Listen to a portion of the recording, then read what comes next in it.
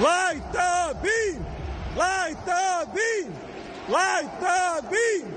Light the beam!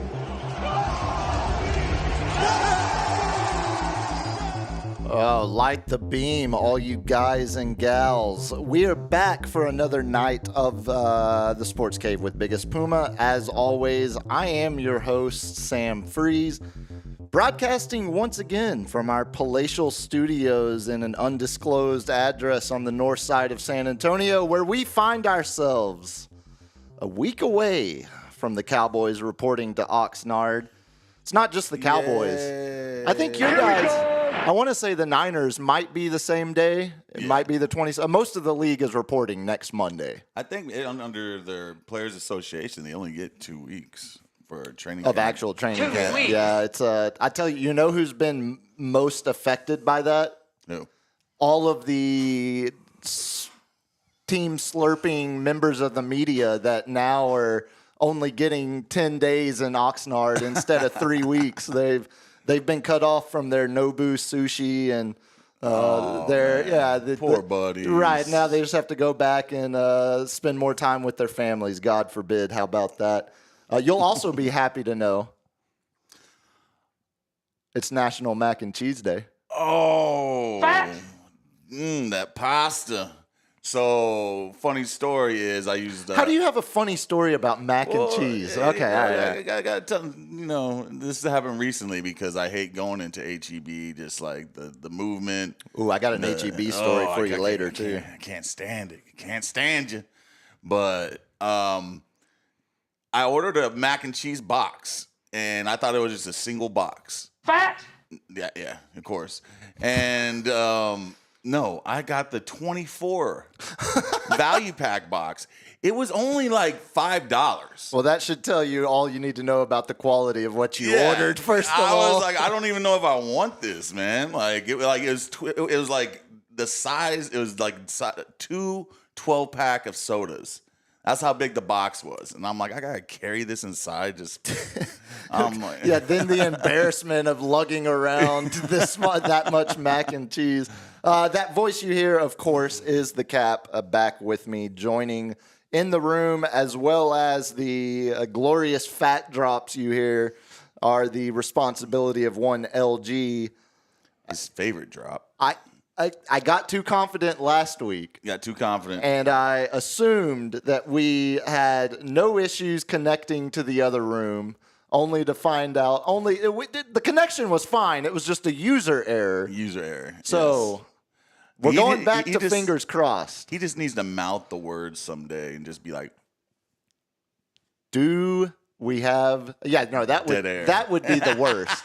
That's the fear of any broadcast professional is the standalone dead air when something is supposed to be happening. LG, can you hear us, or better yet, can the people hear you? God dang it! Oh man, he's playing. Wait. He's I'm playing. just fucking. I know you are. Messing with you. I know. Oh, there goes the monetization. Yeah. Well, good. I am glad. I'm glad good. we have a stable connection because I wanted you specifically to know that not only is it National Mac and Cheese Day. Listen to this trifecta and tell me they're not just doing. Tell me they're not doing bits with these national days. Well, it's definitely bits. So it's National Mac and Cheese Day, but it's also Viva Italy. National Grand Marnier Day. Grand Marnier. Okay. National Nude Day. Nudist Day? Just Nude Day. Just be nude. All right. And National Tape Measure Day. So tell me what you get when you combine those 3 days together.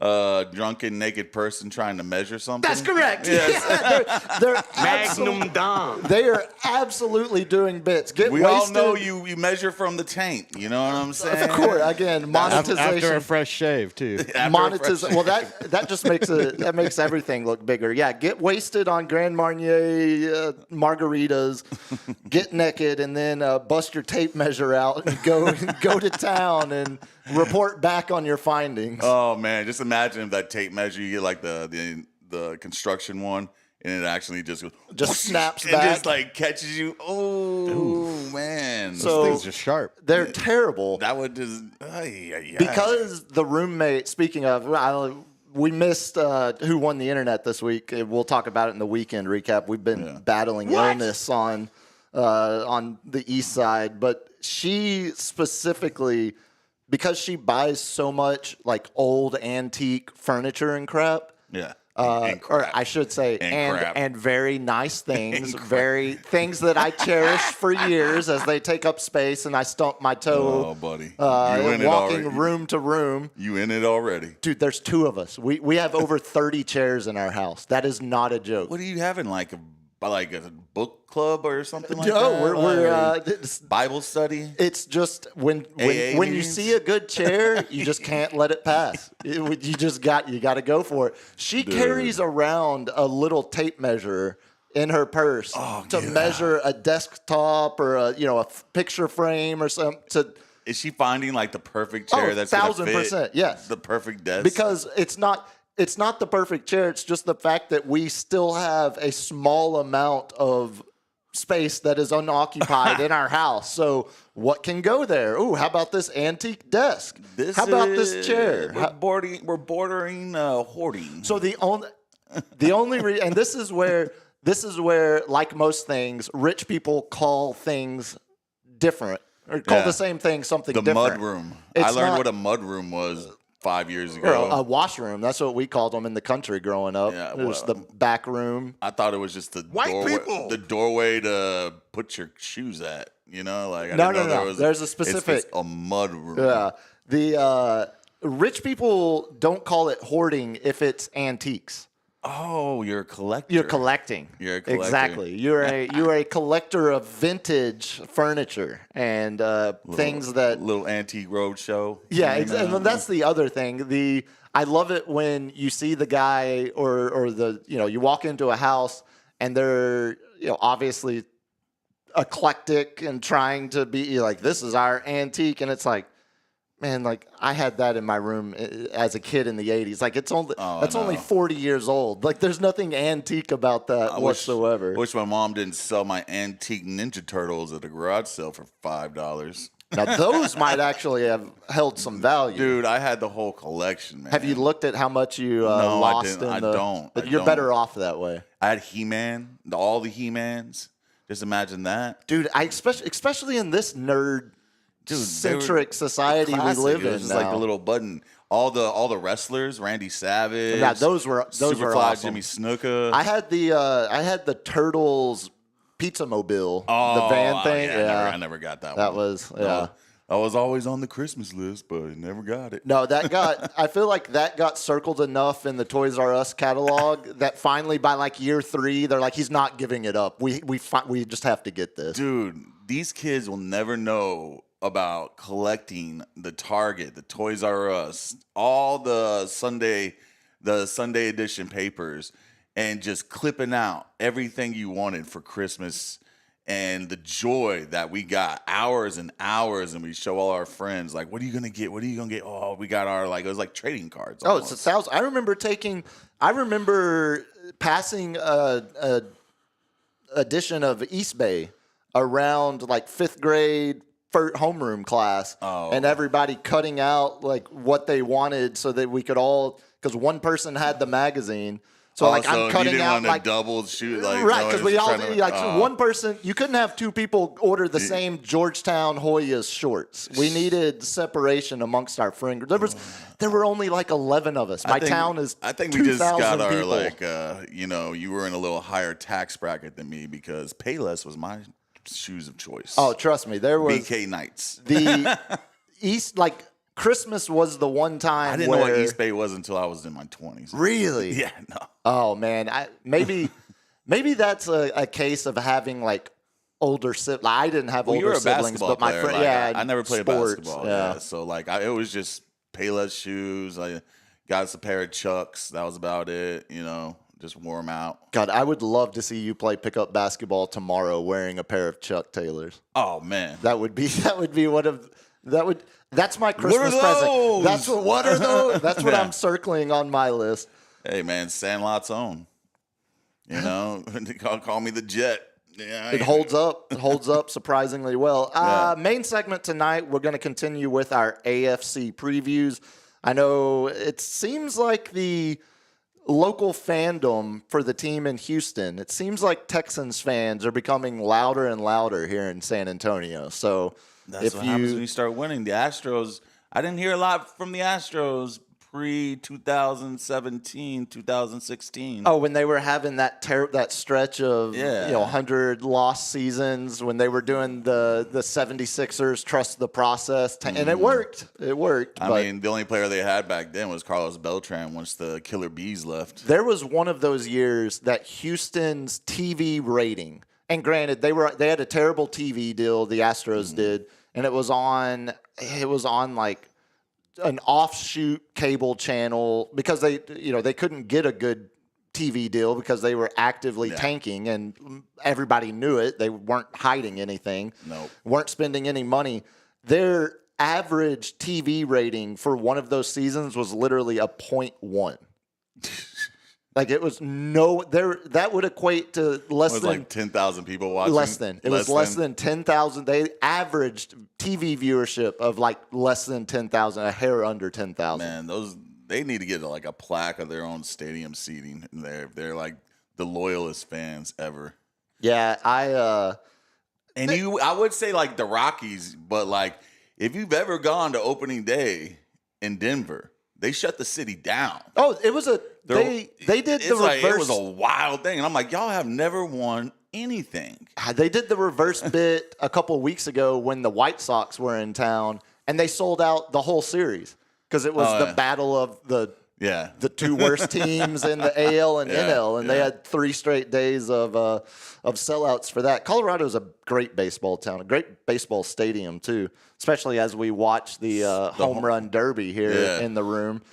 We were pre-show looking up the longest because Onel Cruz was destroying baseballs a minute ago. Dude, he might. Like, what was the longest one he had? His longest was 5:13. All right, so at 118 off the bat. So right now, pre-Coors Field, because in Coors Field, you know how the ball flies. You got Ohtani, Pete Alonso, Trevor Story, and DFW's own Trevor Story. Yeah, Juan Soto, and they all played in 2021, and of course they hit like 514, 518. Juan Soto 520. Is that the one at Coors? That's at Coors. Okay. So the ones not at Coors, you got Mr. Aaron Judge at 513. So he tied Aaron Judge. And then the next one's Aaron Judge, 513. Next one, Aaron Judge, 507. Next one, Aaron Judge. Little did I know when I asked this question before the show, little did I know it would lead to you getting Aaron Judge, you getting some Aaron Judge. And then we get Giancarlo Stanton at 497. Oh, look, another Yankee for you. Hey, he was Miami at that time. Yeah, we will get your Yankee minute here when we get to weekend sports. LG, oh no, we got to make sure every Monday. I got some. LG, tell the good people how they can help support the program here. We are at 499 subscribers right now. Whoa, hold on. Whoa. I mean, excuse me, 399 subscribers right now. So who's going to put us over to 400? We need people to hit that subscribe button. Show, man. Let's get this show. Somebody out there, just will tap that subscribe button, click that subscribe button, and put us over the hump. If you subscribe and get us to 400, we call out a topic and we'll talk on it. Within reason. We'll do a truth or dare within reason. Yeah. You can also donate to the Mike Fund at buymeacoffee.com/sportscavelive so we can upgrade these microphones to something better. Yes. Yeah, if you are the 400th subscriber, you get to pick which division we preview tonight as long as it's the AFC South. Yeah.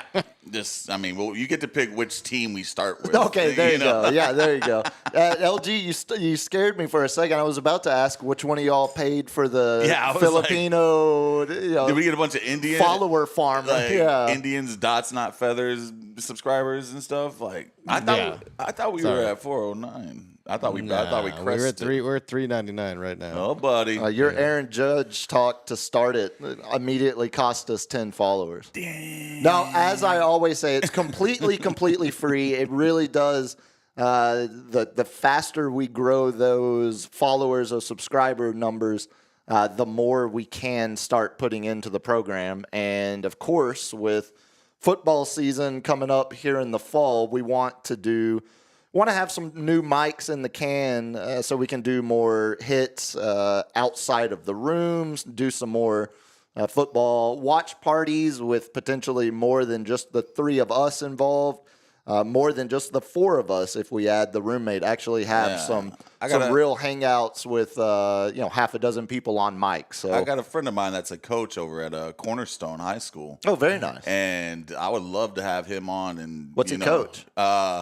Right now, he's the assistant coach, but I think he coaches D-line and linebackers. Like, he's one of the specialty because they have, multiple coaches. So well, anyone who's interviewed coaches know you get more gold from the assistants than the head guy. The head guy is a CEO. The assistants are where you get the gold. And I've known him since high school, so, he'll definitely have some behind-the-scenes stories of, what's been going around San Antonio in the football scene. And he's out there doing it, man. A lot of his kids got recruited.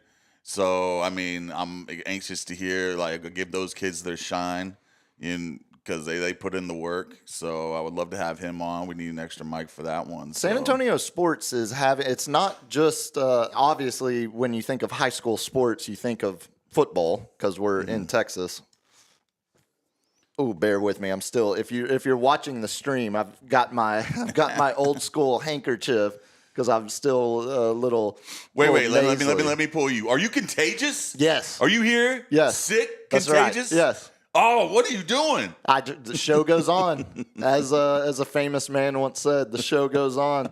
No, I think it's just allergies. Don't worry too much. It's like you said the other week. It hasn't been yellow. I've already caught everything. I'm on antibiotics still, so I'm good. Oh, spectacular! I'm good to go. Yeah, what the hell was I talking about? See, because now I've already started.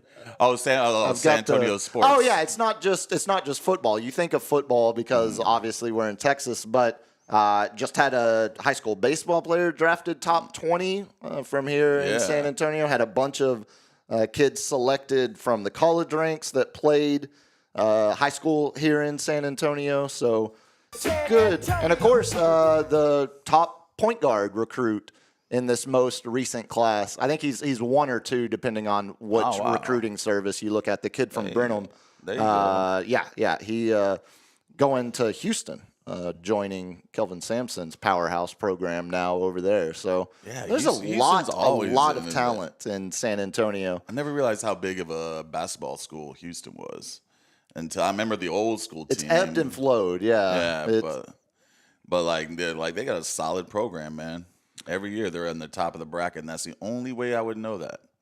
Yes, It's I only do the brackets. Other than that, I'm like, oh, let's see who's actually good this year. No, they've handled that. I mean, they moved into the Big 12 and just immediately kept dominating like they had been in the American Athletic Conference, and then even further back before that.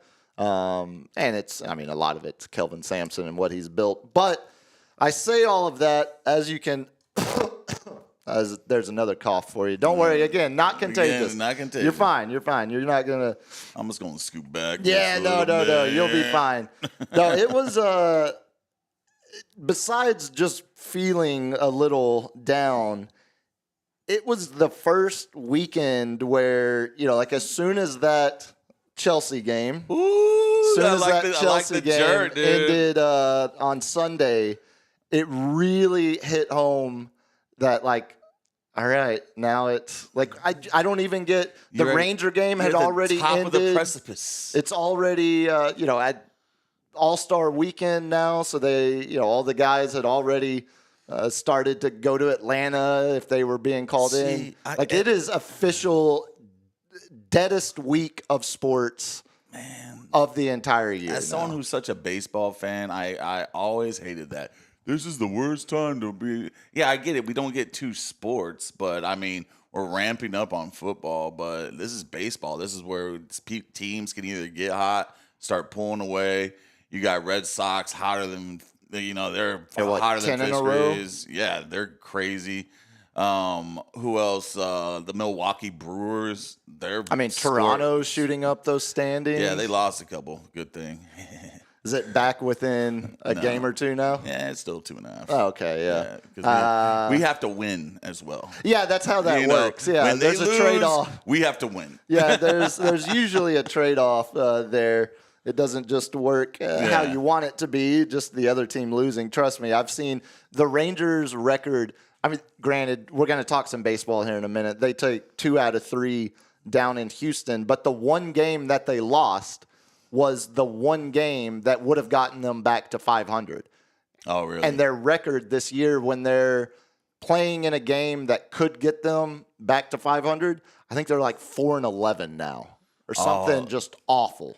So they've had that many chances to get back to 500. Majority of them were in the first month of the season when it was, that jostling, 3 and 4, 6 and 7. They were below 500 for been below 500 for like a month or 2. Yeah, now at this point, and I think they dropped as far back as like 6 games under 500, and then have slowly climbed back. But I've got a couple of baseball fun facts for you that include the Pittsburgh Pirates, because we've been. You mentioned the other day talking about how Paul Skeens, talking about win-loss record versus ERA, actual performance, whip, all of that, WAR. So I've got since I saw that cross my timeline, I got a fun stat for you on that. But no, this weekend, I agree with you. As a baseball fan, it does suck to hear people say that, but I also understand. Every other time of the year, there's multiple sports. That's what it is. That's really what it is. Because there's a lot of people that like baseball, but if it's the only thing they have to watch, or the only thing available to watch, that's not enough of a draw for the. Give me a random, or 2 months ago it was NBA, NHL playoffs while baseball was going on. Yeah. So I think just baseball having the solo spotlight. Yeah. Is where you lose a lot of those and then casuals. You go off from the Super Bowl to, the run to All-Star game for NBA and NHL, and then you got the run to the playoffs, and then we got mixed with the Houston NFL, Cougars Invitational and then tournament. You got the March Madness, and then you got the NFL draft. Every month was hidden with something. There was a big event, and then Augusta, golf. You had Masters coming up. So, I get it. I guess we do have the Open. We have the Open Championship this week. Yeah, that's the old Scottish. My dad, of course, he's such a traitor. He's like, did you see the kid from OU win the Scottish Open? And I'm like, yeah, we don't like OU. We're from Stillwater. Oh, no, I root anything Oklahoma. I'm like, you're such a traitor. Yeah, that's not how that works. Such a traitor. Like, how many Aggies would you ever hear say, wow, being a Kansas City fan. Did you see UT won the SEC? Good for them. Yeah, anything exactly. Anyone that tells you anything in all Texas is actually just a grifter. There are allegiances that are drawn for a reason. It's called Bedlam. It's called Bedlam. You only get one side in Bedlam. Yeah, I don't know how you could ever. There's very few scenarios where I think I ever end up rooting for a rival team of my own. Oh yeah. Like I can't think of a good.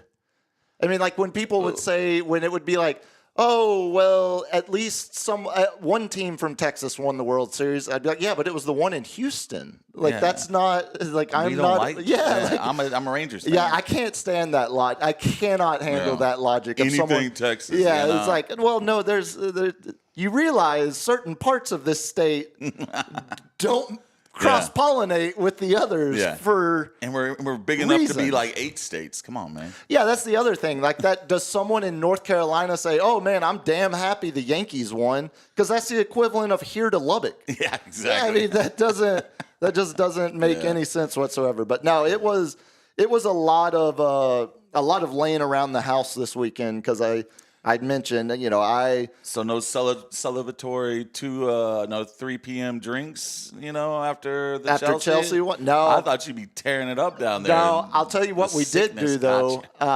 So by Sunday, both of us were ready to do something outside of the house. Because, we're talking, I think every meal I ate from Friday night till Sunday afternoon was all in our house, which was great because that's the one good thing. Like when both me and the roommate are sick, it's I know, like we're in it together. So that's when it's quality time. Well, not that. It's miserable time because we're both terrible, cantankerous a-holes when we're sick. It's like you're in the bunker with you're locked down. Like you'll always have that connection. You might be in a World War II pillbox, but at least you're in there with your buddies, with your closest friends. No, it was, anytime we're both sick, I know that means we're going to get like a whole batch of potato soup that we'll make, because like neither one of us do a lot of cooking at home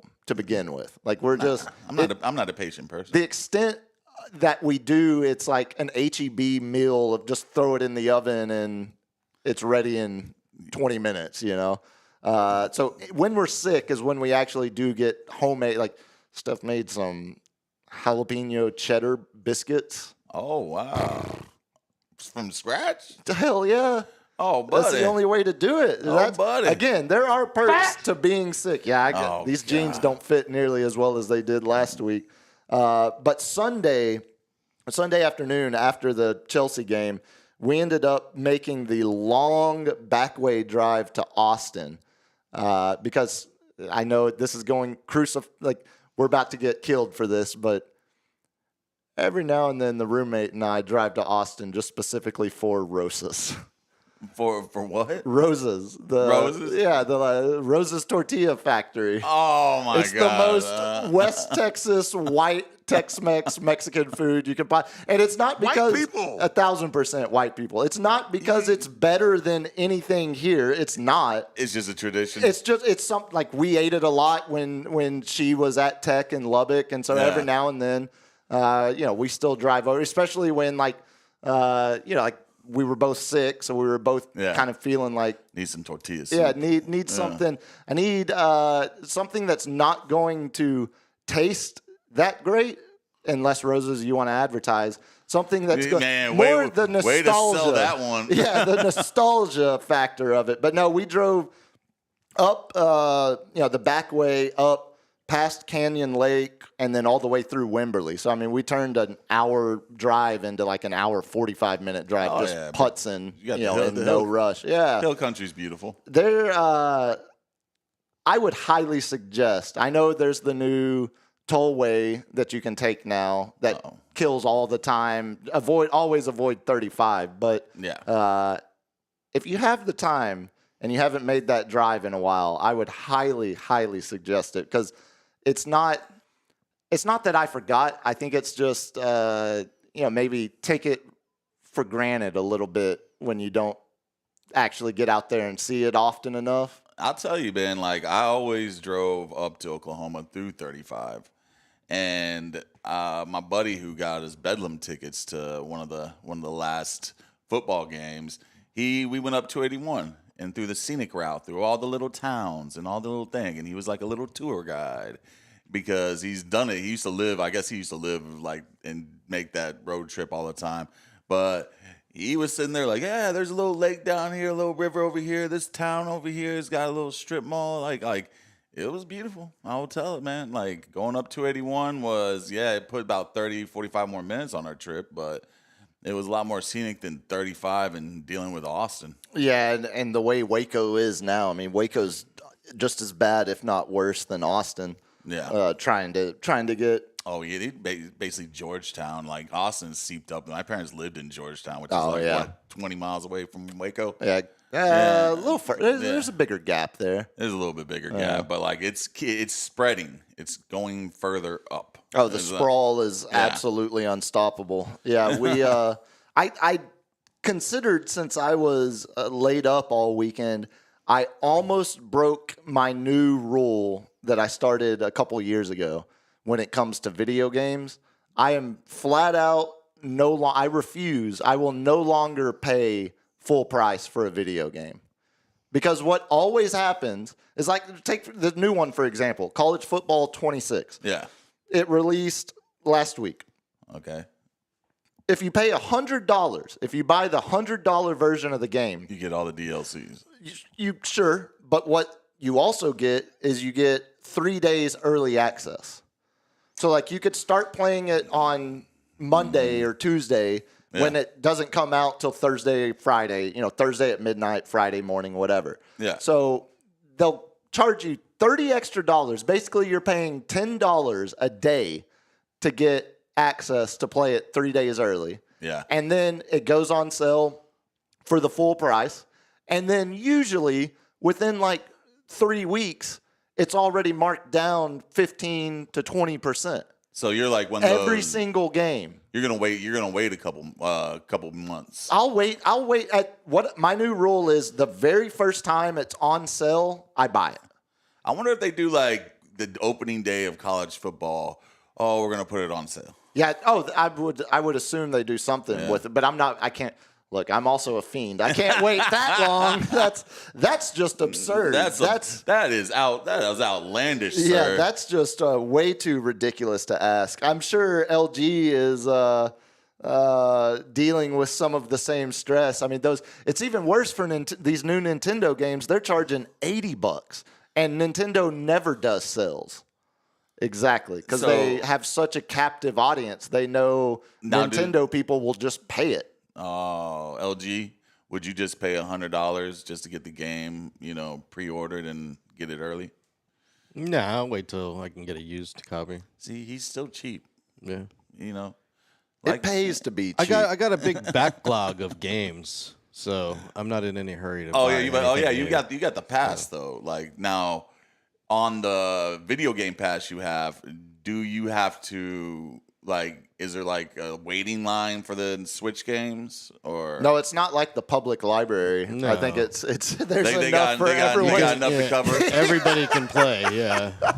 I will. You sound like my wife. Like, you sound like the roommate waiting for a book. She's like, "Oh, there's only 3 people ahead of me in line. I think I'm going to get it within the week." We got to search the returned videotapes at the front of Blockbuster. Hey, did anyone return? Yeah, I don't know. Hold on. Let me check the bin that we just put in front of the night drop and see if anybody's dropped it all. You're talking to a Blockbuster ex-employee, and we were having to go against Netflix at that time, and the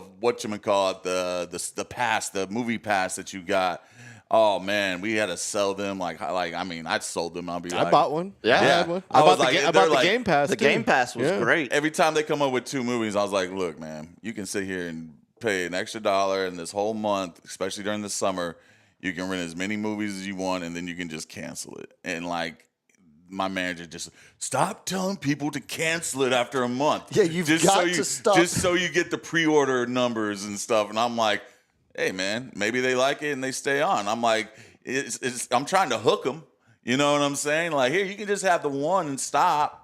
But no, I'm trying to crack rock them. Yeah, I was about to say, it sounds like your manager didn't understand the economics of the real world. Yeah, out there, of how things actually work. Exactly. He's like, because we have more drop-off numbers. And I was like, but how's our subscription? Yeah, numbers? But how's those? Yeah. Well, we're leading everybody else. And I'm like, so what are we actually talking about here? I was like, do I need to teach you economics? It kind of sounds like it. Yeah, I've seen a lot of the gameplay and some of the footage coming out of the new college football game. They actually seems like they have added a lot. They actually have Metallica now for Virginia Tech's stadium entrance. Oh, they have way more official licensed music now. They even have, how. What does that have to do with the game, dude? Well, it's the full immersive experience. Immersive, okay. You want it to feel like you're actually running out of the tunnel in Blacksburg, Virginia. And they play Metallica every time. Every Enter Sandman. They cause an earthquake every home game. They play the greatest closers intro music. Actually, I believe they did it first because they've been doing it since the song. But who did it better? I'm gonna go with the 80,000 people. I'm gonna go with the greatest closer ever. Wait, it's is it Lynchburg or Blackburg? Lynchburg is Liberty. I think it's Blackburg, Virginia. But no, they have the other big addition I saw to it. You know how the Oregon Duck, whenever you're kicking in Oregon Stadium, they just put the Duck's eyes like real zoomed in up on the big screen. Even have that now. Okay. I'm not saying it's still not worth attention to details. Still not worth paying full price, but I will be hoping to snag that as soon as that first sale hits. Last thing, I couldn't bring myself to go to a movie theater while I was all sniffly and wheezing. Yeah, you've probably been the only one in there. Well, by the time they heard me sneeze for about the third consecutive time, they might have left. But have either one of y'all seen? There's two movies that are on my list, and I'm not a real big fan. Usually, I'm. Oh, I like the movies. Man. See, I used to, but now it's not even the price of it. It's the every movie theater now is either like Draft House, here's a full menu item, or it's like a dollar theater quality. There's no in between. Like I don't want to go to a place that's going to serve prime rib, but I don't want to go to a place where my shoes stick to the floor. Like there's some in-betweeners, but like I have a revolutionary movie idea, but I'm not going to put it on here because I don't want anybody stealing it. I was about to say, if it's revolutionary. It's revolutionary. I'm telling you, man. Oh, that was another one. They had the... it's going to change the game. I think they thought they had changed the game with that movie pass that they did. You remember that? Speaking of the Blockbuster one? Everything. My guy, one of my friends owns a car wash. I think they had a lot of houseless people. Yeah. They couldn't, right. They couldn't get them on? That's right. The unhoused? I think that was because they would just buy the passes. As we used to call them, homeless. And then just stay all day in the movie theater. Yeah.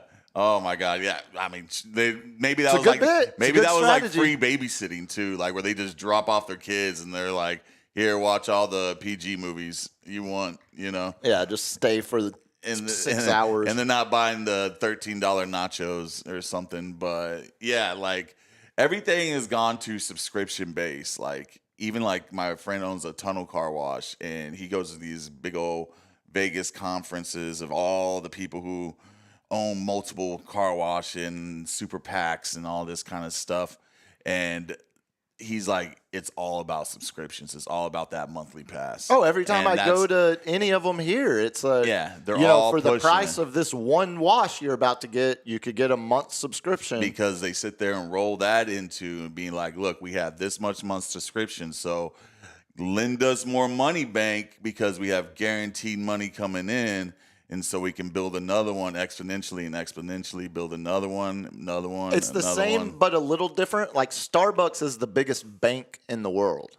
Yeah. Because they sell put $15 on your Starbucks card. Exactly. Well, you're never, half of those people are never even spending the $15, but Starbucks now has that money. The gift cards. And they can spin it into. I don't know how many gift cards I have in my basket from people that I just rarely use, and then every once in a while I'll just give them out to people as birthday.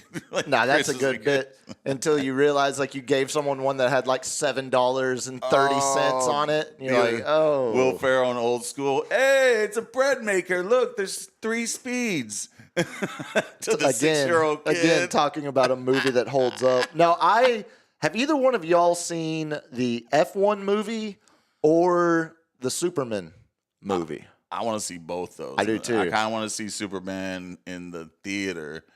So that's what I'm saying. I feel like both of those movies are ones I need to see in a theater as opposed to watching on. So Prime let me peel back. Let me something. peel back the curtain because like I'm probably too old to even get this off the ground. The revolutionary idea is boxes that give you like a 90-inch screen and comfortable seating where it's like semicircle around. You know, you can have a waiter come in with you and whatnot. And basically, you're not paying for the movie. You're paying for the time. So you can watch any movie you want. Pause it. Stop it. I need to go to the bathroom break. So you have full control over it. And you're in a box. So you get the surround sound. You get the I'm with my people stuff so you can cut up. You can rewind it if you want, and you just pay for how much time you're in there. So it's basically like treating a movie theater like your living room. Exactly, and you get access to all the movies that are on things. So if you're halfway through a movie and you're just like, man, this movie's kind of whack. Y'all want to stay and try to watch another one? Boom, now you're in there for 3 hours instead of 2 hours. And then you're paying just for the time. You might be on to something. Dude, I'm telling you, this is revolutionary. I was really... My friend shot it down. He said I was ready to shoot it down, too. But, like, and here's another thing. You can switch up the box and be like, hey, let's do some karaoke and stay here a little while longer. Oh, let's watch this TV show. It's almost similar to the way you rent a bay at Topgolf. Yeah, exactly. And it's that same... A karaoke room. Karaoke room over in Japan. I'm sure... Like hell, a karaoke room at the end of Austin Highway down there. I'm sure LG's familiar with this. Get the authentic experience. You just sit there and cut up with your friends, and however long you're in there is however long you pay, and then you're paying for drinks. Paying for you food. might not should have said that one out loud because I kind of think that's actually a pretty solid deal. Solid, man. I was fully prepared to eviscerate whatever you were about to say, and now I'm thinking I might have potential investors. Oh, you better watch out! Patent pending. Patent pending. No, that doesn't cover you. You don't get to just say. You don't get to just say patent pending. I just say patent pending, man. LG, are you a comic book movie guy? I forget. Oh, absolutely not. No. Yeah, I didn't think too so. Cool. He's too cool for school, man. Normally, there's just too many of them. That's my problem. Yeah, it's too many.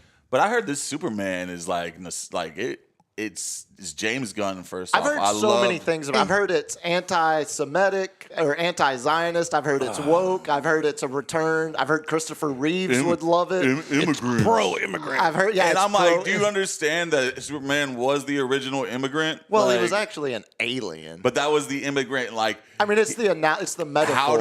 How do we treat this person that doesn't belong here? Sure. Guess what? Mexicans don't belong. We put him in the middle of Kansas, so he's surrounded by nothing he was but a farm homogenous He was a farm boy culture. from Kansas. Come on now. Yeah, I've enjoyed seeing anytime. This is just at this point we are officially the silliest country on earth. It's the best word for it is just it's silly. Everything is silly, and the conversations and dialogue around the new Superman movie. I'm like, just go have fun, man. That's what it is. It's like, guys, it's like this character also I think was alongside fought Nazis. Like it's not like it's just fun. It's a stupid comic book movie. Why are we getting so worked up? Or the people that are like, no, I can't do it. There's a dog with a cape. It's like that's too much. It's Super Dog. It's Crypto. I think he was in the comics, and I think his first appearance was like the early 1950s when I'm told everything was better back then, but now it's you can't have the dog in the movie. We just every single person of every ideological background will find something to argue about with everything. Oh man, you should see what they're. And it feels like Superman's a perfect example. They're roasting of that. Ironheart, the little 6-part series on Disney Plus. Because one of the characters, Slug or something like that, was like in the comics like this gargantuan blob, tech genius and stuff, and then it's like a lesbian, hey now, black girl, and it's like, who cares, man? I mean, like. First off, you're not going to be able to find someone that big because it was a comic book and that stuff was fictional, Yeah, that's the other when comic books get treated as some sort of real life type scenario. Well, and also the ways that I think every single comic ever, except maybe Dick Tracy, has been like changed to fit the era that it came out in. Yeah. You know, like the Batman TV show was different than the Batman first movies were different. Christopher Nolan movies. Yeah, different than the Saturday morning cartoon from our. Yeah. It's just something that we, of course, it's when we're not actually. Fake outrage, man. 1,000%. When we're not arguing about things that are actually important and actually affect our day-to-day lives, we find a superhero movie or a Disney movie that's gone woke to fight over at that point. And I'm like, man, these are fictional characters. It's still real to me, damn it. Crypto doesn't belong. What the hell is the internet? Yeah, I need to see F1 before Superman because I think it's going to leave theaters first. But does Brad Pitt have that staying power like he used to? I like the kid it from seems Snowfall. like it's doing money. The kid from Snowfall's in it too, man. Yeah, the other driver. Yeah, he's a good actor, man. Like, I did not know he was British. You know, if you watch Snowfall like I did 5 seasons in. It's always unfortunate when you start to like a guy and then you hear him do an interview and you're like, oh my God, you are so... It's another limey bastard. You start hearing that Cockney accent, you're like, you son of a bitch. Taking another American's job. You actually convinced me that you were one of us. And now... you acted... like you weren't something else. Again, what a novel concept. What is this? You fooled me. Let's get into some weekend sports because obviously, my highlight of the weekend, I think I said last Wednesday when we were talking about the Chelsea PSG game. Yeah. I said, PSG had 2 harder opponents or 2 better opponents the last 2 games when they played Bayern and Chelsea had it easier. Real and Dortmund. And it felt like Chelsea had a huge task ahead of them. So do you think they just ran out of gas after? I mean, but like they cruised through those matches, man. Like Real Madrid did not put up a fight because obviously they were 3-0 within 15 minutes. I think Chelsea out PSG'd PSG. They basically ran a mirror strategy against them. Yeah. And out. I think the other thing, you mentioned it, more games. They just finally, the legs gave out. And I think that was obvious.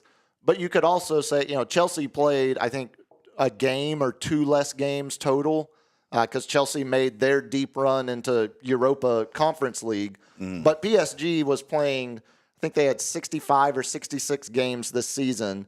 And granted, playing in a lesser league in France, but playing in Champions League, unlike Chelsea, they had a lot more high stress, high leverage situations than Chelsea. Viva la France! But that PSG team only gave up 3 goals 1 time all season until Sunday. Yeah, 1 game. That they had given up. And they got those 3 goals fast on them. Yeah, first half. And it was, a lot of it was individual masterclass from the Chili Bowl sporting Cole Palmer, who I hope like Andrew or Anthony Davis, how he would refuse to shave the unibrow forever. I hope Cole Palmer keeps the absolutely nerdy ass Chili Bowl that he is rocking forever. Nike even did a great commercial that came out this past week that him leaning heavy. He looks like Oliver Tree. I mean, it just looks like a bit, and I'm absolutely here for it. Who's this 18-year-old kid that just turned 18 that is like taking everything by storm? You have to be more specific. That's pretty much international soccer in a nutshell. Yeah, I mean, his name starts with a Y. It's like Lamine Yamal? Something like that. Like you mean the guy who just got busted for potentially having dwarves perform at his birthday party over the weekend? Where do you get your news? How would I ever know that? That was I think it just broke this afternoon. No, apparently in Spain there's something called they have like a coming of age. No, party? It's like a legal. No, it's a legal division that specifically tracks potential crimes against people of people with disabilities. Oh, okay. And so I think like he's going to end up they're like exploiting them. It's like Wolf on Wall Street, where they throw the dwarf, onto the target. The little people. Exactly. Yeah. They talk amongst each other. You don't want to make them angry. Well, it's better than what Jerry called Larry Lacewell when he referred to him as a little midgie. We could have gone without that, but I feel like you got to take advantage of the ones that you can still you can still get a dig in on. I think that's who you're talking about. He actually was in the news for that. I saw earlier, but it makes me uncomfortable as a Chelsea fan because I almost feel like Chelsea they're about to play in champion. They got their first top 4 finish in the Premier League in 5 years. They've now won this new Club World Cup that potentially is going to be all the attention is going to be. So they I thought promoted to Champions League. To Champions League, back in Champions League. I thought they were set up to have a really good year next year. Yeah. Now they're going to get everybody's best. They're going to get everybody's best. It makes me so much more uncomfortable that they actually did well, which is also what I think a proper British soccer fan feels like. But hey, when you get that momentum, I know that word. So that word triggers you a little bit. Explain to me. That momentum. Perfect example. When you get that momentum. What happened to PSG's momentum, where they were just demolishing everybody? Well, what happened is Chelsea scored on them early, and their momentum got crushed. I think it then they started flustering a little bit. I think it took 17 or 18 minutes. Then all of a sudden it was just, oh man, we're not. I thought we could cakewalk through this like we've done everything else, but now they got a little momentum.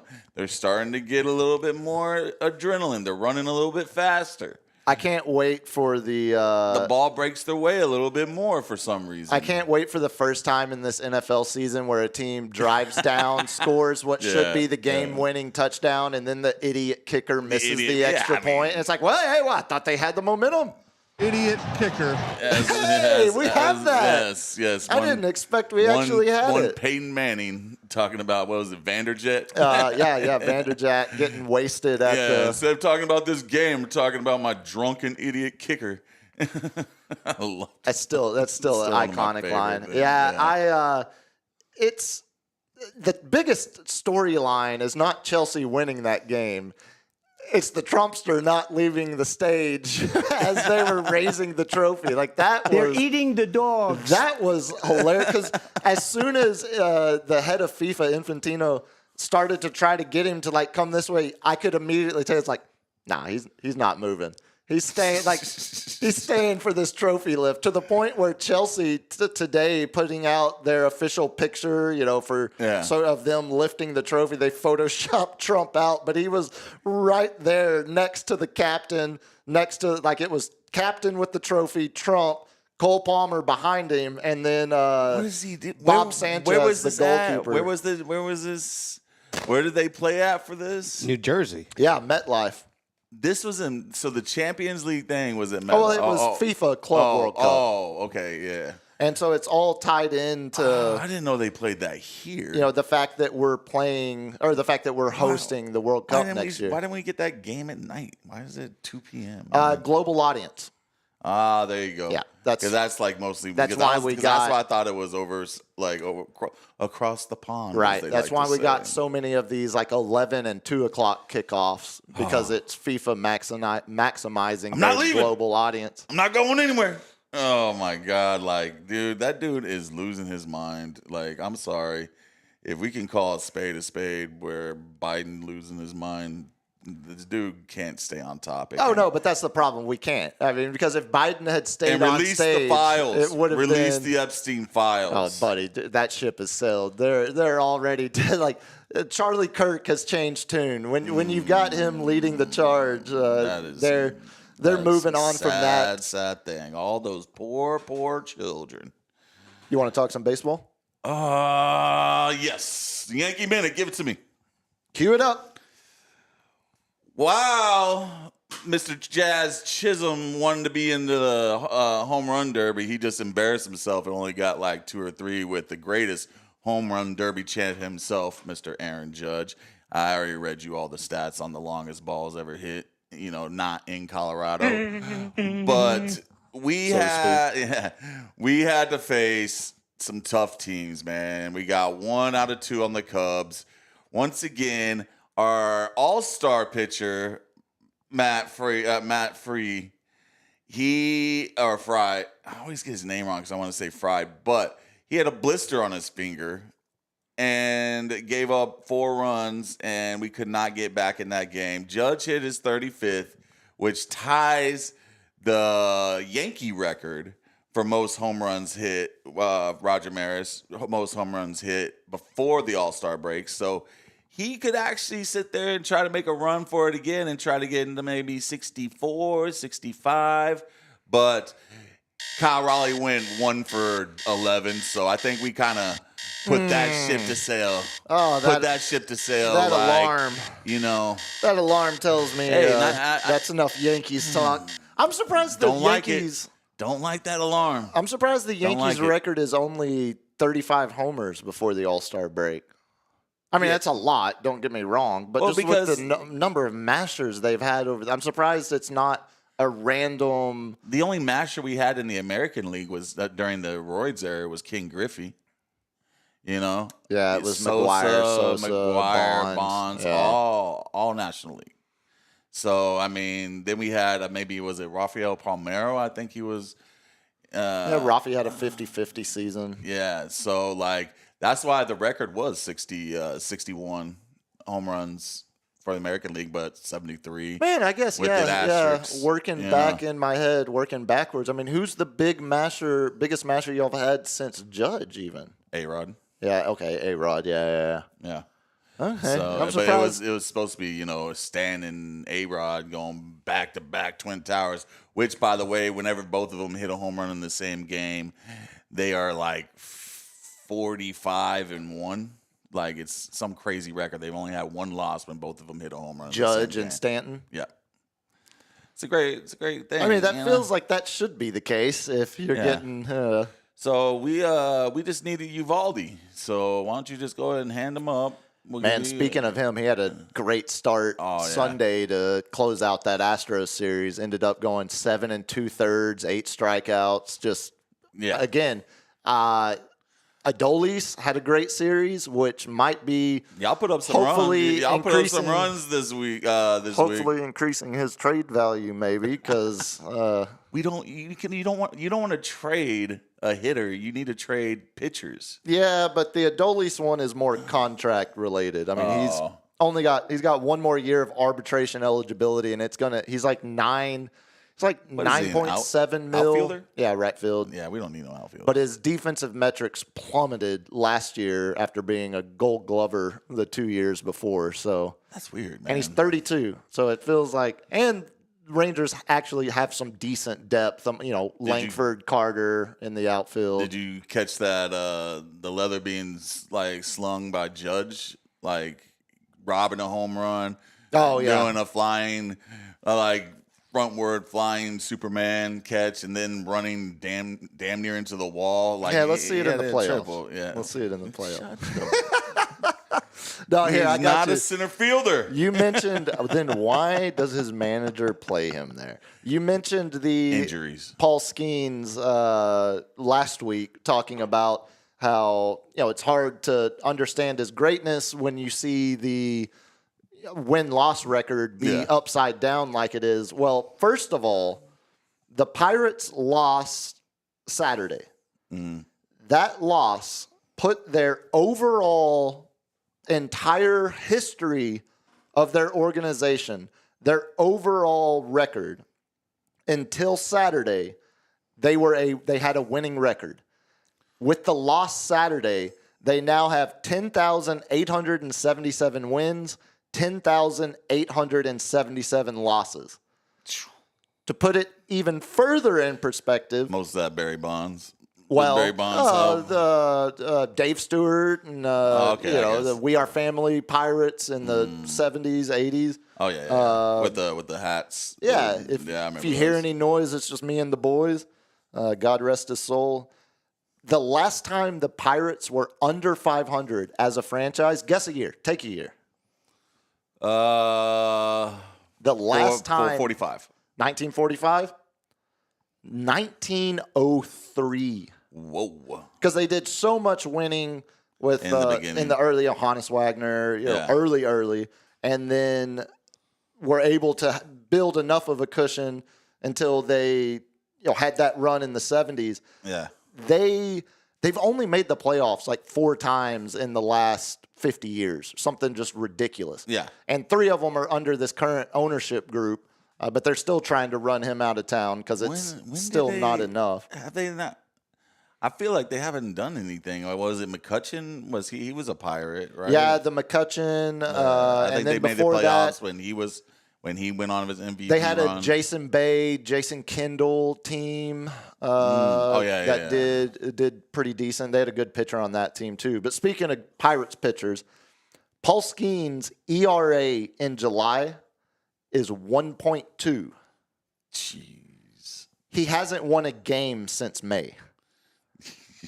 He didn't win any games in June and hasn't won a game yet in July. Look great in pinstripes. I mean, he already does in the old time outfits in the Pirates. They got pinstripes. He's the level of actually having the national notoriety of being able to force. I mean, it's like Strasburg in the Nationals, where it was like, look, either trade me now or show me that you're going to invest, and then Nationals win the World Series because they actually spent money. As good as Skeens is, you know who baseball's little wonder boy right now is? The Miz. The Miz in Milwaukee. The Miz in Milwaukee, who got he wasn't nominated. He replaced a pitcher on the All-Star after only 5 starts. I get it. You can throw some stuff. And he's got gas. He's throwing over 100, and that's always fun. I think he gave up 1 hit over his first 2 starts. I mean, that's when they don't have tape on someone. Sure. You know what I'm saying? Especially a flamethrower too. I'm looking at like our guy, Schlittler.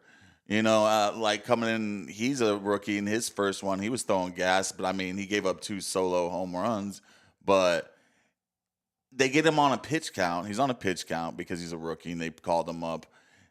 You don't get an all-star thing. I mean, Philly. What's worse, him being selected, or the commissioners selecting Clayton Kershaw as a Legends pick? Yeah, see, that's because of the 3,000. They're 3,000. both terrible to me. Like, neither one should be in Atlanta for the All-Star game. Yeah, and then you got, Phillies actually gave their guy a $50,000 little, was it 50,000 or like a 500,000? Because in their contracts they always get a little bonus if they're an all-star, like if they win Gold Glove or do anything kind of like that. So they gave, I don't know which pitcher it was, but he should have been on the all-star team. He was a snub, and the Phillies organization coughed up some money and gave it to him. Which, good for you. Yeah, I was about to say, man. I mean, you're in the race. I mean, you're in the hunt. You're up there. And you want to keep your guys happy. That's Philly to me feels like $500,000 keeps me happy. Philly feels like what Houston is in the AL, where it's like every year I never think they're going to be in the thick of it, but they always are. They feel inevitable. Who's in their division? Milwaukee's in their division, right? No, Philly is the Atlanta, Florida. Yeah, and Atlanta hasn't been New York Mets. AL or NL East. Oh yeah, it's the Mets and Phillies that always go after, and the Mets just always. And the Nats, and they're the bottom cellar dwellers, the Nationals. Yeah. So I would say, I guess. Well, here, let's just do this right here real quick because I have it on the run sheet. These are, as we enter the All-Star break. Yeah. Home run derby tonight. These are your division leaders. Okay. Give me a thumbs up, thumbs down, yes or no. Is this the team you think wins the division? We'll start with that. Phillies have a half-game lead over the Mets. The Mets are streaky. Bryce Harper, I'd have to see their injury, but I'm going to go with a thumbs up. Yeah, I think the Phillies end up holding that. Yeah. Cubs have a 1-game lead over the Brewers. The Cubs, man, like I think the Cubs will go for it. They got some pitching, and I think they're gonna make a move before the trade deadline. So that's a thumbs up for me. Yeah, I think that stays chalk too. This one is interesting. Not necessarily. So Dodgers have a 5.5 game lead over the Padres. Thumbs up. But they also only have a 6 game lead over the Giants. I don't think the Dodgers are going to blow the division, but I think Padres or Giants will at least get closer than they are right now. But I think the Dodgers with will Rafael win. Devers for the Giants, man, that trade's just becoming Yeah, that's looking like an albatross instantly. There's more storylines to get into there. So. The Astros have a 5 game lead over the Mariners. Yeah, I think that one is really hurts me. You guys got buzzers. I don't know if they're up the culo or on your chest, but they're buzzing. This is the easiest one. AL Central. Tigers have an 11.5 game lead. Thumbs up. Over, although, 11.5. Who's below? No one's. So it's Twins 11.5 back, and then Royals and Guardians are both 12 back. Yeah. The Royals, man. Pretty disappointing.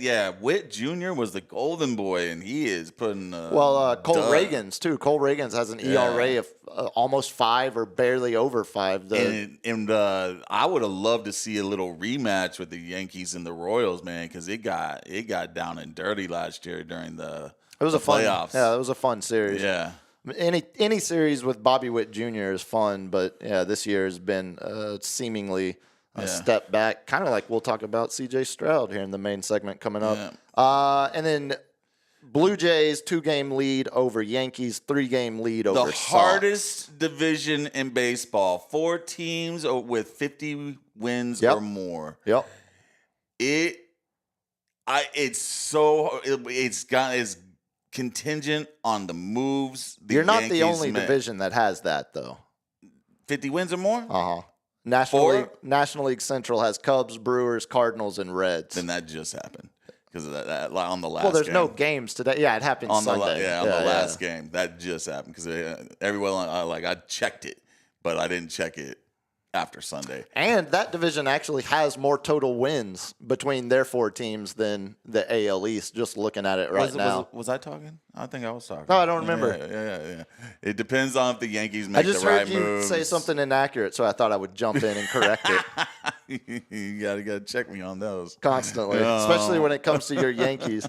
Ever since you tried to tell me Mike Schmidt was pitching out of the bullpen for y'all the other day. It's Clay Schmidt. Come on, man. I grew up knowing Mike Schmidt, and Clay Schmidt's our 4th pitcher. You know what I'm saying? Oh, he's not even out of the bullpen? Yeah, no, he's not even. Anyway. Did you like Toronto, I'm going to go thumbs down. Yeah, Everything was thumbs up except for, because it's not even if the Yankees get it. The Red Sox are hot. That's what I was about to say. The Red Sox are hot. And the Rays only 5.5 back. I would never write the Rays off from doing a crazy second half. Especially playing in a, AAA. A minor league ballpark. Yeah, minor league ballpark, dude. Although, if you are one of the 7... But each team plays the same stadium. If you are one of the 7 Rays fans out there, it does look like they're going to get new ownership approved within the next week or so that actually is going to invest in a potential new stadium site. Yeah. So hopefully one that doesn't have balls hitting off the top of the roof. Hopefully one that doesn't put a former player that now has been charged with. Yep. Let's go with Didlin in the Dominican, I think is where it was. Yep. But now did you have any opinion whatsoever on Yankees draft, MLB draft? I mean, we drafted a shortstop, so it's Volpe. He's on the clock. He's. I don't think you can say anybody's on the clock in baseball based off draft picks. I mean, if he pops, he'll move to 3rd or he'll play somewhere on the field if he's good. He'll become a utility man. Yeah, that's what Volpe will be. But he was supposed to be for Yankees, the shortstop is a precious position in the Yankees organization. The one and only Derek Jeter's position, the captain, and so many other Yankees greats. Yeah, I was about to say. Yeah. I mean, Jeter's top of the list. But. Yeah, but so to be batting under 200, almost under 200. I think he's like at 204 right now, and he's made some errors, but he still flashes the leather. But like, you got to do more than that at that position. You got to bat. You got to hit. Yeah, Rangers. There was a run on a lot of prep shortstops being taken because you've seen it. Over the last few years, a lot of these kids would normally go in the middle of the first round. Yeah. Now teams are like, look, if we think he is a stud, and if we think he's going to be a stud in 3 years, why would we not take him at 7 and now that they risk that he's not going to be there? Especially now, you don't have the ultra shit, but like when the shortstop's playing like behind second, like they're getting hit. They're having more to do during the game than any other position. So why not invest on a quality one? And also the level of, it seems like the level of scouting and exposure, like it was, well, first of all, one high school in California had 3 kids taken in the first round. Yeah. That's insane for a high school baseball team. And I know it was a, prep academy where, the son of the Dodgers third base coach was playing. Like, it's that kind of school, but still in baseball, it's crazy getting all your baseball buddies, kids in the same school. To all play at the same place. But, a majority of the top 10 selections were all guys that had played together on the, Team USA prep team. So it's guys that, all were, had a lot of eyes on them throughout the spring and summer, and they already had some traction. It seems, little heat behind way more so than some majority of the past years. Looks like we got the Raleigh Cruz battle going on. That's Cal Raleigh, the big dumper, who just committed to the World Baseball Classic today too. Oh, yeah. Rangers ended up taking one of those Team USA infielders, Gavin Fine. Nice. We'll see. I mean, 12th overall pick.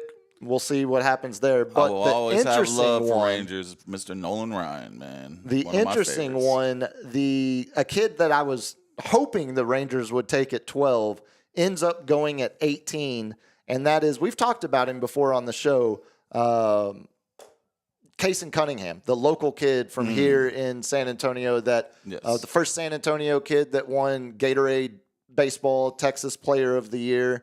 Obviously, just was picked 18th overall by the D-backs, and potential absolute stud. Yeah. So just like any other draft, these kids get brought in by the organizations for meetings, so the teams can get a feel for them and try to, figure out if this is the guy they want to take. Are you Shedeur Sanders or are you? Bingo, exactly. So Chuck McIntyre had this. He put it out on X earlier, and I saw it. And it also includes our Paul Skeens, who keeps coming up in conversation. So Kason was brought in by the D-backs to do his pre-draft interview. Well, they also put him on a hitting simulator. Oh, man. And asked him what pitcher he wants to face on the simulator. And this was the story. Tell me how legendary this is a pretty good way to seal your draft stock with a team. Oh, yeah. Yeah, I was hearing a story out of one of my guys in San Antonio. I want to see if it was true about you being asked to hit in a simulator and being asked if there was a particular pitcher you'd like to face. Did that happen? Did you do something like that? Yeah, I did. I went to a workout with the Diamondbacks in June, and they had a simulator, and I asked to hit off Paul Skeens. And, I had some good at-bats off of Paul Skeens. I heard you took him deep. Is that correct? Yeah, I actually did. I did take him deep. It was sitting fastball. What was the reaction from the D-backs when you did something like that? Their mouths were like, "Oh my gosh!" I had like 114 exit velo, I think. So they were pretty. 114. They didn't really know what to say, honestly. Do you think that's the reason they drafted you? Could have been. I mean, I could have been. Also, just had a really good senior year, but they kind of already knew what I had, and I think that kind of opened their mouths a little bit even more. That's pretty sick. Ooh, so, first of all, give me another laugh drop on that one. Open their mouths a little more. You go there. They put you on a simulator. you request Paul Skeens, someone that the team is hoping you're going to be facing in a couple of years. Yeah. And then you take him deep at, what do you say, 114 off the bat? Yeah. 114 mile an hour off the bat for a high school kid. So that means you saw it like either you sitting. That's pretty sick. He said he was sitting fastball. He said he was sitting fastball and just. And Skeens got he throws over. He throws a hundo. Oh, right? easily, yeah. I mean, it was probably a 101 fastball on the simulator that he just cranked right on the screws. Yeah, that's a pretty good draft story. Was he using a torpedo bat? Probably. No, if you were the D-backs, it would have been really hard to not take him after that. Yeah, that's pretty good, man. LG, let's save the we talked last week about we showed the video of the hockey player absolutely beating the hell out of the guy on the golf course. Yeah. Well, the guy that got his ass beat has responded, and we'll save that for the lightning round because we've got to get to our main segment tonight. Following up the second half of the AFC now, we've got the AFC South next on our docket, and I'm going to be flat out honest with you. This is the least this is the least exciting one of all the ones that I've started laying out so far. I mean, Houston, Indianapolis. Houston is the clear favorite to win the division, but their over/under is only 9.5 according to Vegas. So we've talked about over the last few shows, you had the Bills that were division favorites, 11.5 expected wins. You had the Ravens that were division favorites, 11.5 expected wins. They got the Houston at 9.5. 9.5. And I think that is actually. You think that's generous? I think they're a 10-win team. I think it's going to be a game right over the number. I thought it'd be more. I'm not going to give them 11 or anything, but I guess 9.5 is about where you. Well, let me try to convince you why that number might be right. So. Texans 9.5. Rest of the division, Vegas has Colts 7.5, Jags 7.5, Titans 5.5. Now, last year, CJ Stroud, sophomore slump. Yeah, it's hard. As much as I hate cliches like that, when the data says what the data says, it gets a catchy nickname like sophomore slump, and that's exactly what CJ Stroud had last year. So now I see why they got 9.5.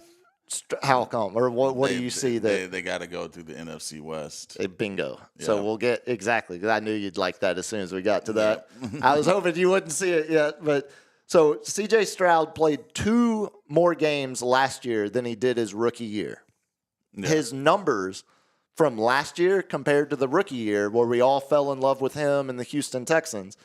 Last year, his rookie year, he threw for 4,108 yards. Last year, threw for 3,727. So almost 400 less yards total in 2 additional games. His touchdown numbers. But didn't Nico go out for 6? Sure, and Tank Dell absolutely destroyed his leg. That was at the very end of the season. Yeah, which is why he's going to be out all year now. His touchdown numbers went from 23 down to 20, and then this is the one that really hurts. The interceptions went from 5 as a rookie, which was insane for a rookie quarterback in the NFL. You just don't normally see that with the amount of snaps he was playing. Last year, he threw 12 interceptions. So I think that number for the Texans starts and stops with C.J. Stroud. Are you getting some tape on you? You know what I'm saying? That's a significant jump, 5 to 12. I mean, that's 2.5 times more interceptions his second year in the league than his rookie year. Yeah, I mean, with them, just I see a split with Jaguars in their division. I see 2 wins with Indy, 2 wins with who's the other layup team? Tennessee. Yeah. So there's 5 wins right there. And honestly, I mean, they're going through the West. I don't see them beating the 49ers. I don't see them beating the 49ers. Let's go toss-up game, because the defense is unproven. But I got some thoughts on that later when we get to that. But they have them playing the Bills, the Rams, veteran quarterback. The Lions, they're showcasing Stroud. The Vikings. Oh wait, I'm in the preseason right now. the Broncos, the defense on that is just that's gonna be the best defense in the league right there. The Broncos. Calling Denver. Like they added pieces and they're damn near the best defense last year. Well, then tell me, does that bode well for a Texans team that allowed 52 sacks last year? The second most in the entire league. Sure doesn't. Which also, to their credit, led them to get a new offensive line coach and OC. Of course.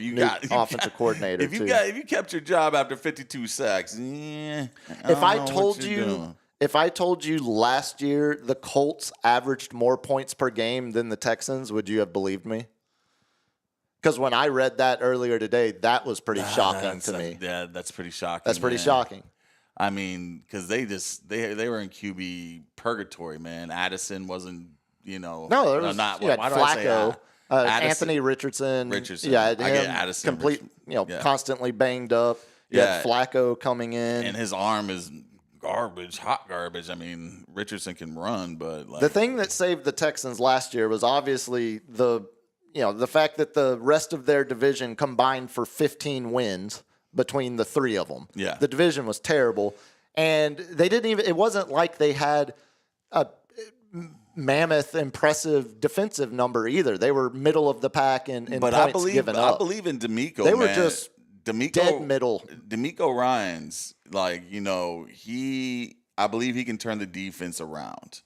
They got to start buying into him. I think they got worn out, because if you're taking that many sacks, that defense is on the field more time than the offense. Yep.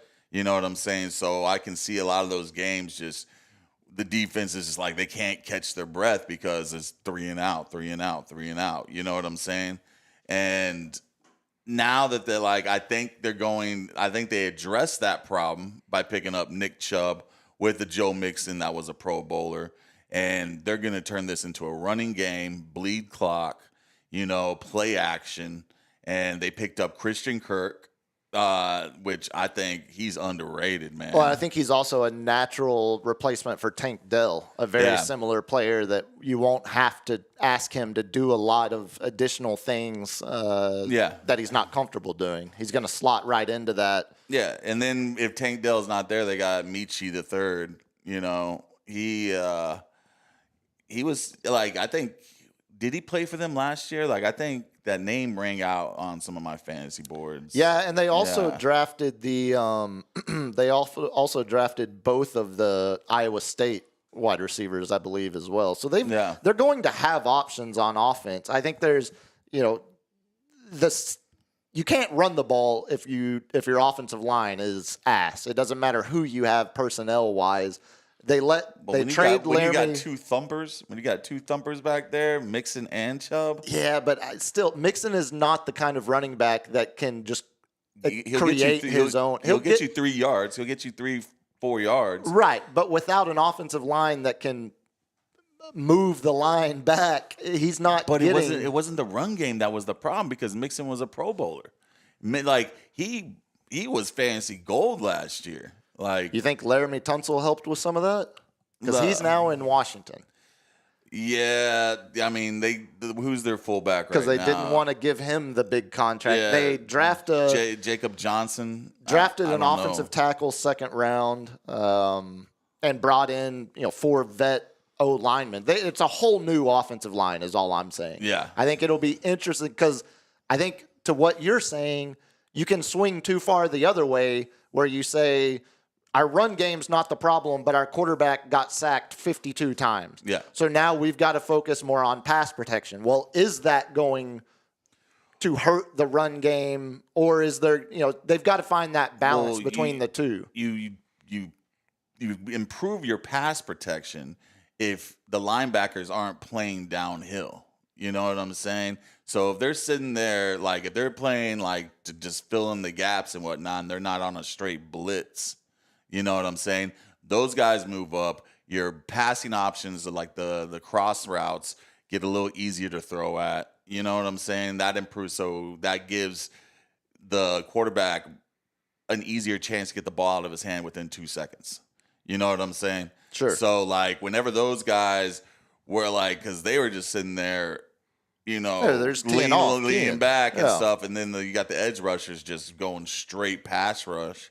You know what I'm saying? And they couldn't block anything. So you keep mentioning. We'll see what Nick Chubb actually has. I mean, there's a reason with a league where running backs still are important. They're just undervalued. Mm-hmm. The fact that Nick Chubb couldn't get a decent veteran contract offer from any team until this late in the offseason, usually that kind of tells them. Very rarely does a guy sit like, who was the guy for the Cowboys last year that everyone wanted? Cowboys signed him after the Jets cut him. Everyone wanted him called up from the practice squad, and it was like one of those deals where I think he's like, if every other team in the league is passing on him. Yeah, it might have passed him Melvin by. Gordon. It was someone like a Melvin Gordon guy, but it might have been. Was it Melvin Gordon? But when you're sitting there not doing anything versus you go there and you're in the training camp and you're sitting there part of the family, and then you got Mixon and you don't think Mixon and Chubb aren't going to feed off each other. Mixon was good, but he was trending down in Cincy. That's Dalvin Cook. That's Cook. What there it was we go. Last year. Yeah. So they're gonna feed off each other, and then Mixon, he was on the downward spiral in Cincy, and then when he came over to it was a hell of a bounce back. Boom, revitalized.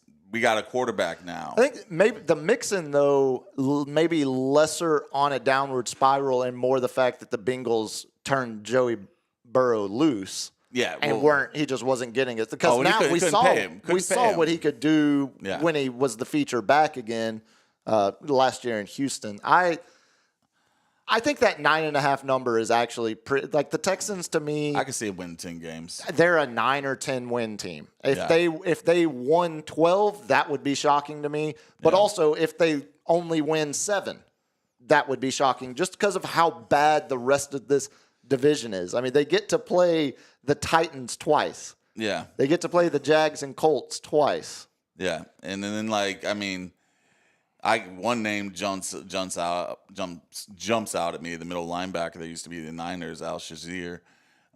He's just always hurt, man. Or getting suspended. CJ Garner-Johnson, they tightened up their secondary.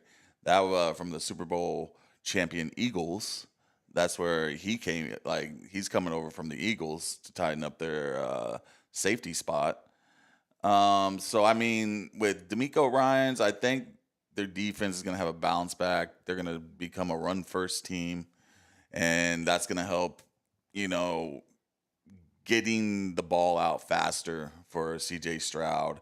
Tank Dell coming back to open the top up. Oh, I think Dell's probably out the whole year with that. That was a Teddy Bridgewater-esque leg injury, I think. But those clean breaks heal faster. Sometimes better, yeah, for sure. Those clean breaks heal faster than I think they're hoping they get 1 year of Christian Kirk doing his best Tank Dell impersonation. Oh, looks like the big dumper took it out. Beat Cruz, the hard hitter from Pittsburgh. I'm telling you, this feels like Cal Raleigh's to lose. Junior Caminero is going to be smashing homers. Look at that semifinal, 19. Wow, man. Anyway, back to football. So let's. You're being distracted by the home run derby. It was just see who was at the finals, man. But the next team, and this is just when we just let's go Jaguars. They're more than, I think they're the most exciting with the higher ceiling than any of them. I would probably agree with that because they still have. Is Trevor Lawrence gonna be that first round overall, once in a decade quarterback Andrew Luck that he was so heralded as? They're certainly not a 4-win team like they were last year. No. I think I was shocked with that, the fact that they only won 4 games. Well, they gave up on Doug Peterson about halfway through the season before they even fired him. I mean, it looked like the team had quit well before the head coach was fired, and that's how you end up that far behind the win-loss. And what are they? Are they the next highest? So them and Indianapolis are both 7.5. They're both tied. And I think you could. They almost got them as a 500 teams. I see, and that's so confusing to me too, because there's no 500 anymore. Yeah, because you're either 8-9 or 9-8. Yeah. So Vegas is saying by them putting the Colts and Jags both at 7.5 as the second and third teams in this division, they don't know who's going to win. That basically is Vegas telling you one of them's going to win 7, one of them's going to win 8, and it's going to be whichever one wins their head-to-head matchups. Yeah. They're both equally. I think if you were, looking at actually betting on which one of those teams would do better, I think you lean Colts.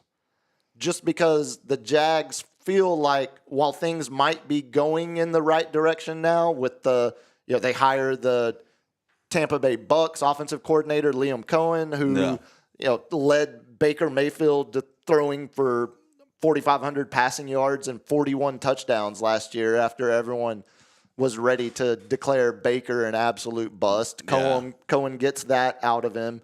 I mentioned, Trevor Lawrence. They have $275 million invested in him.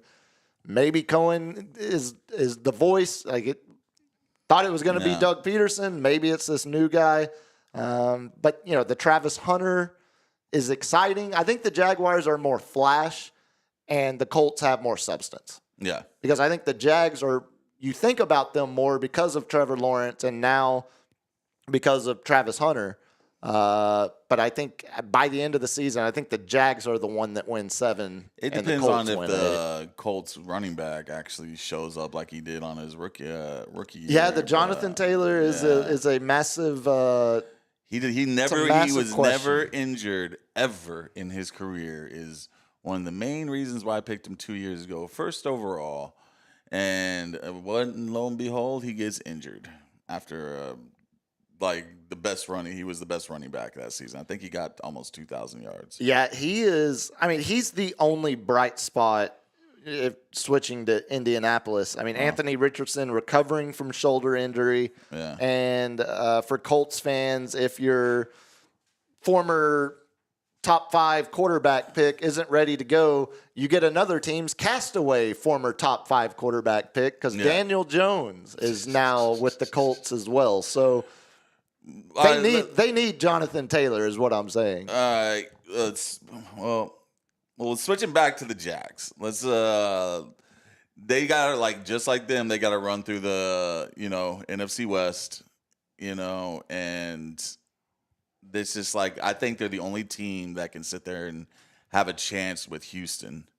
Maybe Indy, but I have more faith in the Jaguars. See if Trevor Lawrence is gonna be that guy. Brian Thomas Jr. These LSU kids, bro. He came from LSU, right? Sounds right. I believe so. These LSU kids are insane receivers, man. He had a Pro Bowl year. LSU. Yeah, he had a Pro Bowl year, and I expect him to do even bigger things because they got rid of Kirk and they just said, "You are our number one. You're our franchise wide receiver." They got Travis Hunter coming in, which I'm wondering, are they going to play more receiver, more So defense? I had it on my notes. I was like, Travis Hunter, more wide receiver than quarterback, ? Because the reports coming out of all of their summer voluntary camps is that he was getting 80% snaps at wide receiver, 20% at corner. It was 4 out of every 5 snaps, he was a wide receiver. 1 out of every 5, he was playing corner. So maybe they do it on a game-by-game basis to where, if they need a lockdown corner on a It's going to be receiver. really interesting. I mean, we haven't seen... Dion was the other way around. It was full-time corner. They were trying to push him into the and wide packages at wide receiver. I think Travis Hunter is going to be the flip of that. Yeah. And I actually think we're going to end up seeing him play potentially more snaps than any NFL player in history. And just, man, that might work in college, and especially in the Big 12, where we miss tackles like we like they're going on sale. You know, we missed tackles like we missed final exams in Lubbock. Yeah, exactly. I mean, ETN, I love him because he can catch the ball, you know, but like he hasn't been what, you know, everybody wanted him to be. They don't really have a third wide receiver. I mean, you guys, who's this Diami Brown? Jacksonville has potentially more flashier talent. Yeah. At quarter, specifically, you know, Lawrence, Travis Hunter, the LSU kid, Brian Thomas Jr. But I think Indy has the more solid, like they have the Jacksonville. Trenches. They have the trenches. Exactly. And you know? Jacksonville wins maybe if you're ranking both rosters. Jacksonville might have the first 5 guys you would rank, but I think Indy has the next 30. Yeah. Something like that. You know, like they just have more depth, and specifically the trenches. Also, the Colts beefed up. They spent big on their secondary. They signed Travarius Ward and Cam Bynum as well. So, I mean, I see, like, I mean, Eric Armstead's, like, he was the Niners D-line when it was the best D-line in the game, but he's just getting older. Hey, just old. And then I don't see any kind of moves. I think they're looking to put up points. They're going to, like, if we're going to win, we're going to have to score 20, 25 points at least. Well, and that was a struggle for both these teams last year because here I have their offensive numbers. I have them in front of me. The Colts led this division in scoring last year. They averaged 22.2 points a game. That was 17th in the league. So the leading offense in this division was in the bottom half of all of the NFL. Yeah, it was a terrible offensive division. But the Jaguars only averaged 18.8. That was 26th. And the team that was 27th was the Titans, who averaged 18.3. Terrible offenses. Yeah. Oh, man. Once again, it's a coin flip, man. I think that's exactly what it is.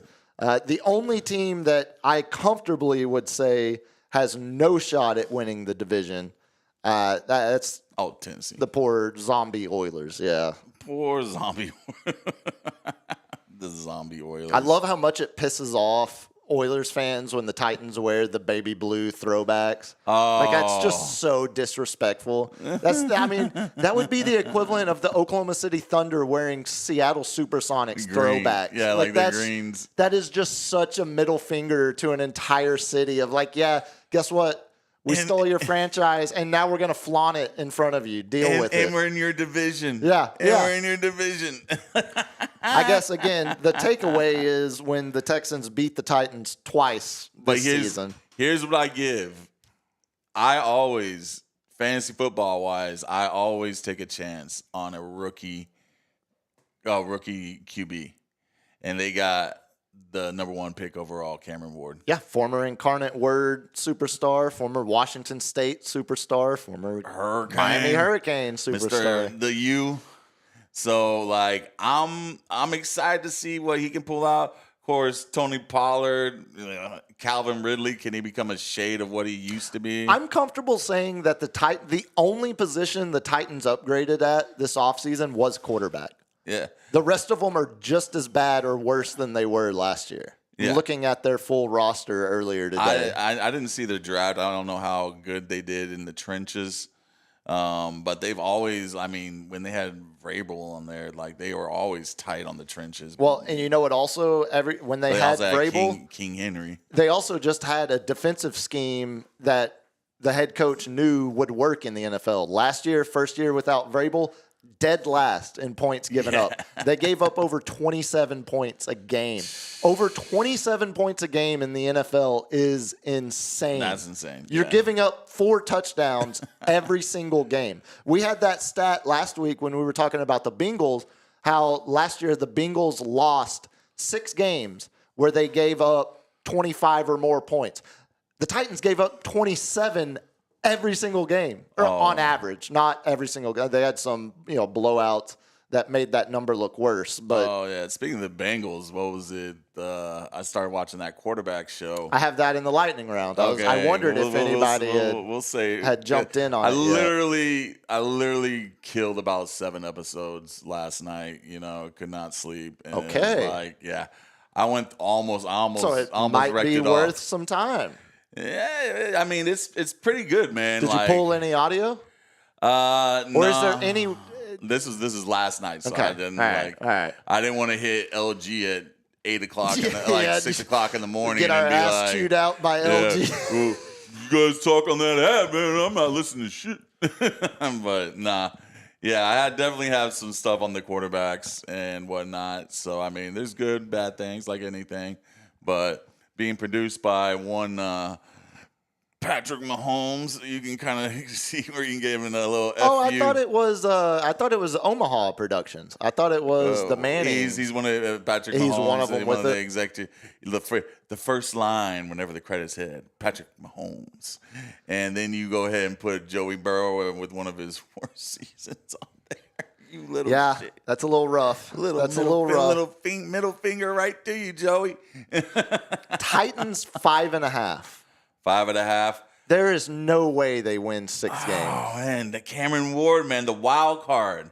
I'm telling you, man, these rookie, no tape, the CJ Strouds, the Jaden Daniels. I was about to say, though, Jaden Daniels had way more talent to work with in Washington last year than Cam Ward has in Tennessee this year. If Ridley, way more. I think he was just unmotivated last year. So Ridley, and then he's still reeling over the fact that he had a year suspension for something stupid. I betted something at the facility. Like if I bet at the facility, then I wouldn't have got suspended. He was also doing parlays involving other NFL teams, though. But it wouldn't have mattered if he had done it at the facility or not. Oh, really? The Lions guy was the one that did it just at the facility. Oh, the Lions. Okay. Ridley had some NFL parlays going on. You can't do that. That's okay. Was it for him or was it for? I think that was his defense. It wasn't with the Falcons or whoever he was with back then. Can you call your buddy and be like, "Hey, why don't you go ahead and drop that 6th pass?" And that they're pretty. It's amazing how good they are at actually tracking irregularities because that's how they make their money. Yeah, they did pick up Tyler Lockett from the Seahawks, and I tell you, man, one thing, it was just every year. You could always trust Tyler Lockett to get his numbers. He's a great receiver to pair with a rookie quarterback. It's not the deal. I read it. It's a 1-year flyer. I mean, it's $3 or $4 million. It's nothing investment for the long term. I think it's security blanket. It's clear. 1,000%. It's clearly Cam Ward. They want Cam Ward to have one veteran, experienced receiver that he can maybe use as that, like you said, security blanket because he's going to be running for his life for a majority of these games. He's going to need that security blanket. He's going to need a tight end across the middle. A lot more to work with than Jaden Daniels. I mean, you have Scary Terry, but Oh, they had they had the running back that ended up. He's flamed out now, Brian but he Johnson, had Gibson. Antonio Gibson had 1,100. That's we're talking about the Titans. What are you comparing them to? Yeah, okay. And on top of that, the team that had the worst points allowed number last year, they also let their sacks leader Harold Landry walk out the door as well. So great. Yeah, I think they're in tank mode, so I'm gonna go under.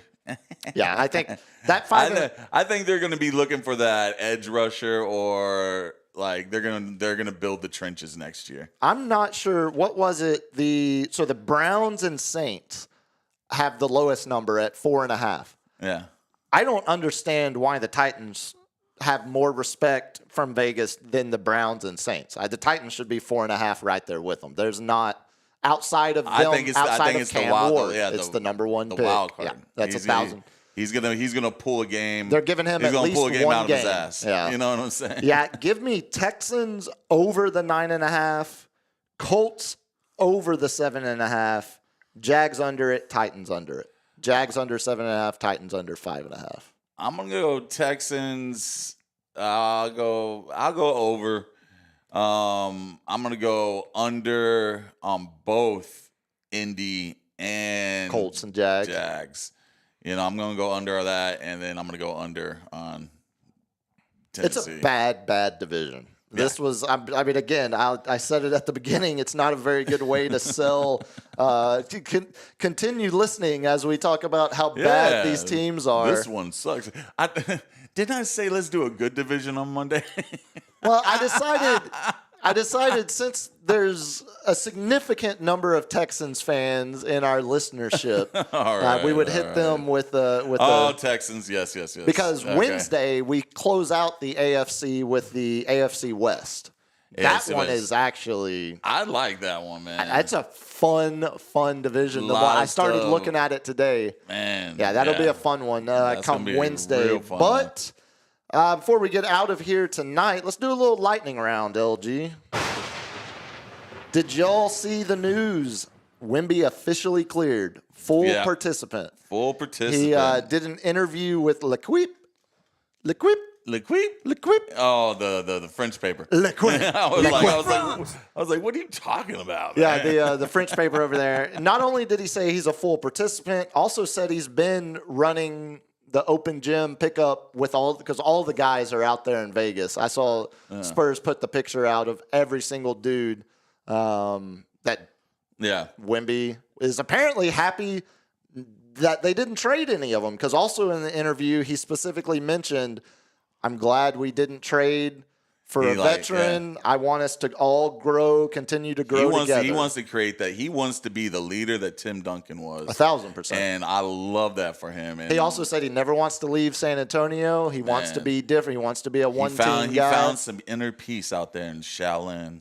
Well, he also started liking some Democrat, socialist, communist stuff on social that everyone else was freaking out about too. So they converted him. I think we might have a new Wemby. Shut up and dribble, man. Oh, yay. But your 45 win prediction looks a lot stronger with Wemby getting cleared in early July for full participation. Absolutely, man. Also, Vegas bumped the number up. It's up to 42.5 now. Oh, as we sit here. It's like I might know something. They're now the 8th best win odds in the West. So Vegas is we're in the playoffs. We're in the play-in. Potential. Yes. All right, hit me. All right, man. If we can cue up this video, I have to say this kid has only been playing for 3 weeks. And I haven't seen defensive plays like this for a minute. And, of course, LG, you can get me right now because, I gave him a Facebook clip where he can't go pause and everything. So this is going to be a silent one through. Go ahead and cue it up for me. Well, you didn't.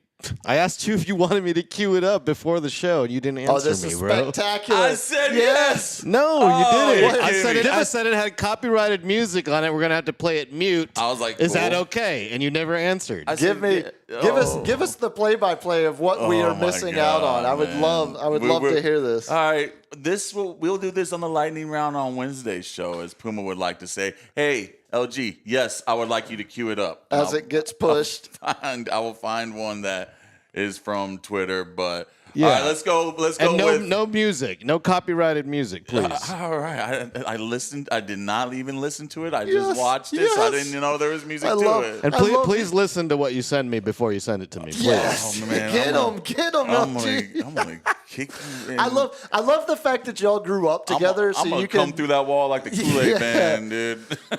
So to speak. Oh yeah. Here, I'll steal one from you. What about did you see the second best play of the week on SportsCenter?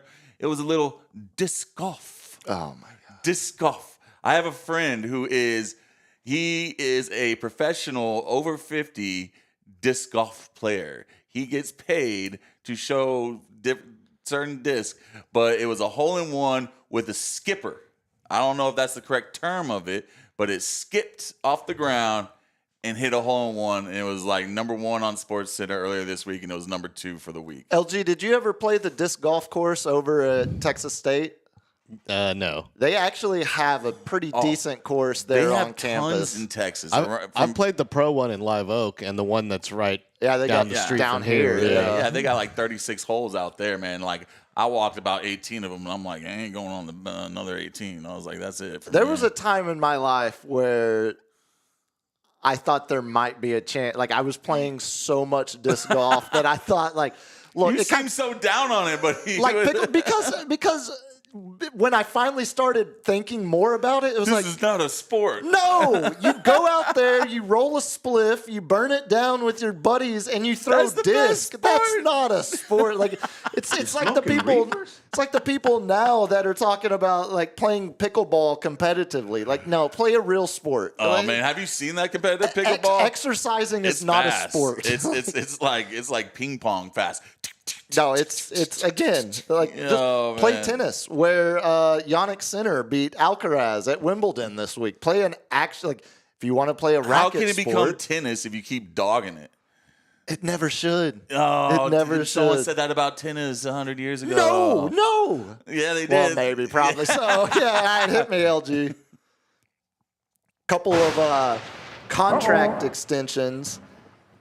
We talked about the Jets last week when we did our AFC East. Well, they have now actually committed to Garrett Wilson, who seemingly was somewhat available, at least until they made the commitment. They signed him to a 4-year, $130 million extension, $90 million guaranteed. So now they turn their attention to Sauce Gardner on the other side of the ball. Mm-hmm. Seems like they've got their two building blocks on both sides. And then in the basketball world, we talked about this last week when Chet got his extension. Jalen. Oklahoma City locks up Jalen. 5 years. They got their big three. It could get up to $287 million. And you mentioned the big three. The way the new CBA works, having 3 max contract guys is really, really, really hard to maintain for extended amounts of years. Yeah. So starting, that's why I said they got 3 years. In 2027, it's 2 years actually, because in 2027, when SGA's big extension fully starts to kick in, the 3 of those guys, SGA, Chet, and J-Dub, will be 85% of the Thunder's salary cap between 3 guys. You know who's going to get cut? Well, Chet. it'll be Caruso and Hartenstein first, then it'll be Lou Dort, and then eventually it'll be the decision of who do we keep, Chet or J-Dub. But that decision is 5 years down. You cut that Wonder Bread. Yeah, J-Dub's soft. J-Dub's not 7 feet tall, though. And you can potentially find another guard like that before you can find a big man. Hit me, LG. You mentioned the quarterback series. I'm going to turn it over to you. All right. Convince me that it is not just NFL propaganda and actually is something that I will learn. I will learn something from watching the series. You will learn that Netflix tried to, Patrick Mahomes produced it, so I think, he's got a little spite in him. B, Jerry still controls everything because they did not show a Cowboys loss because they were showing a lot of games. They just let that one go. Oh, yeah, we just beat the Cowboys by a mud stomping their ass. You see that new trailer that dropped? My documentary coming out next month. Yeah, you better not show that loss on there on that Cowboys. B, they mixing. The only thing that kills me in it is the wives. I cannot stand the wives, even though I will say Jared Goff's wife, damn! Well, you know what the opposite? Swimsuit model himself. The opposite is... That is a swimsuit model. Brigham Holmes is not a swimsuit model.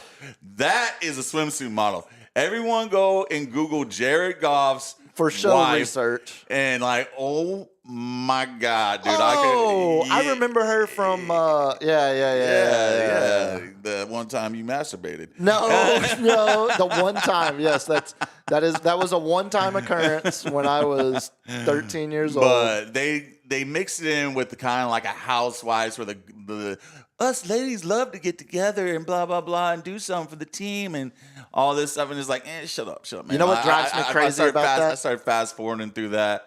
But you get to see the X's and O's. You really get to see Kirk Cousins just, oh, my God, poor Kurt. Kurt, he was in the first season, too.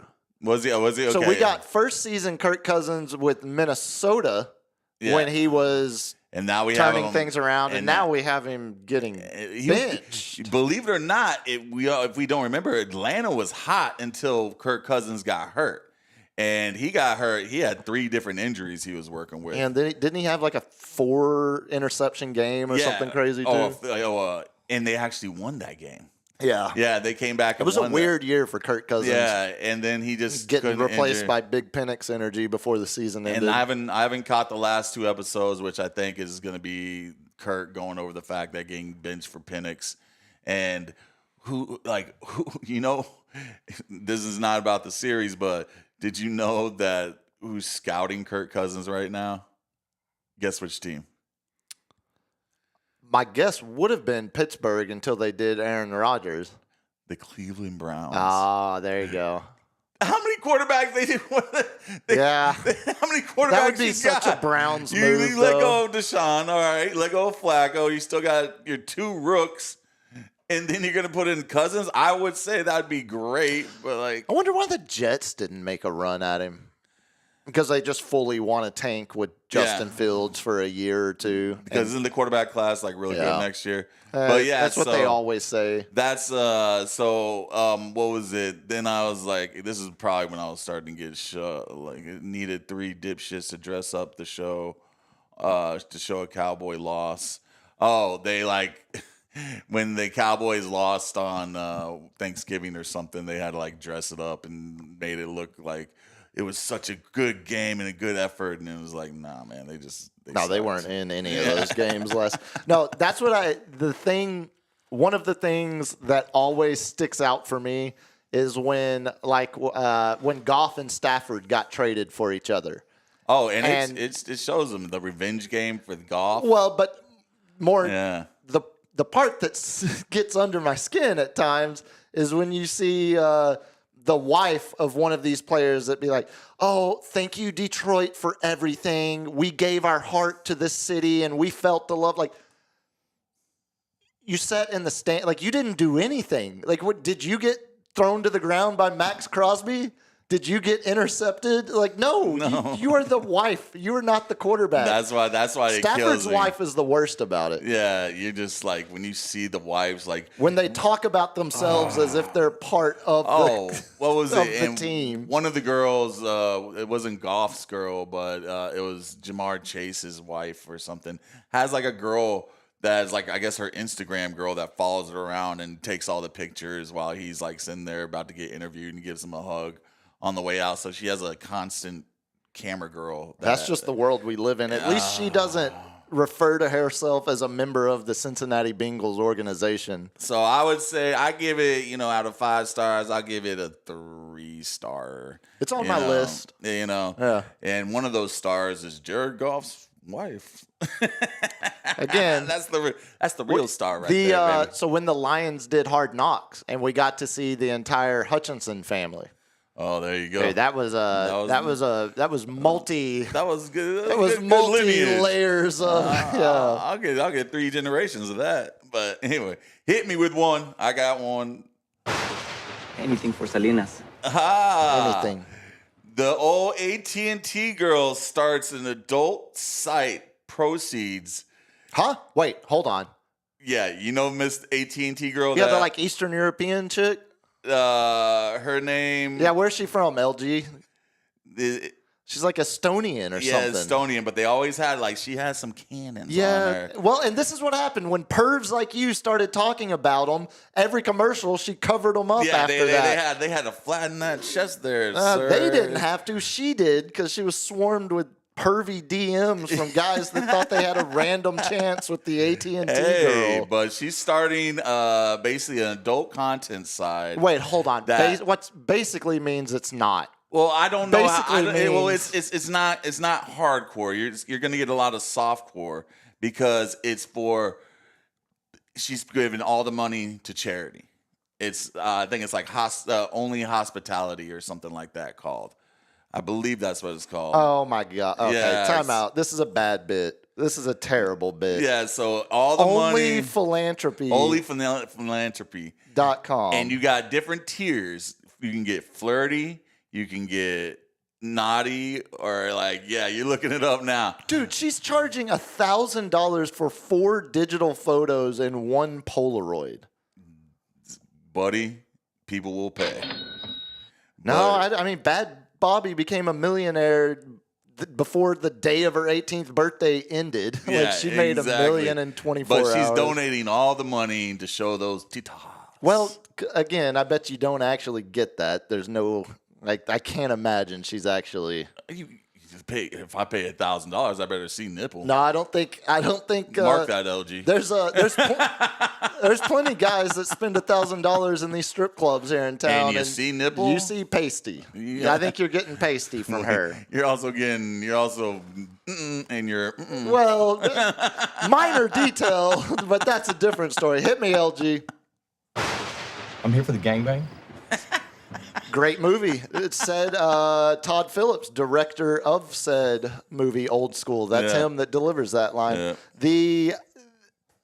I try to sprinkle in a little local news into the lightning round, and I saw this headline and got really, really I shouldn't say excited because 2 people are dead, but Jesus. I thought the story was going to be different than what it actually. Okay, tell me, what does this headline make you think?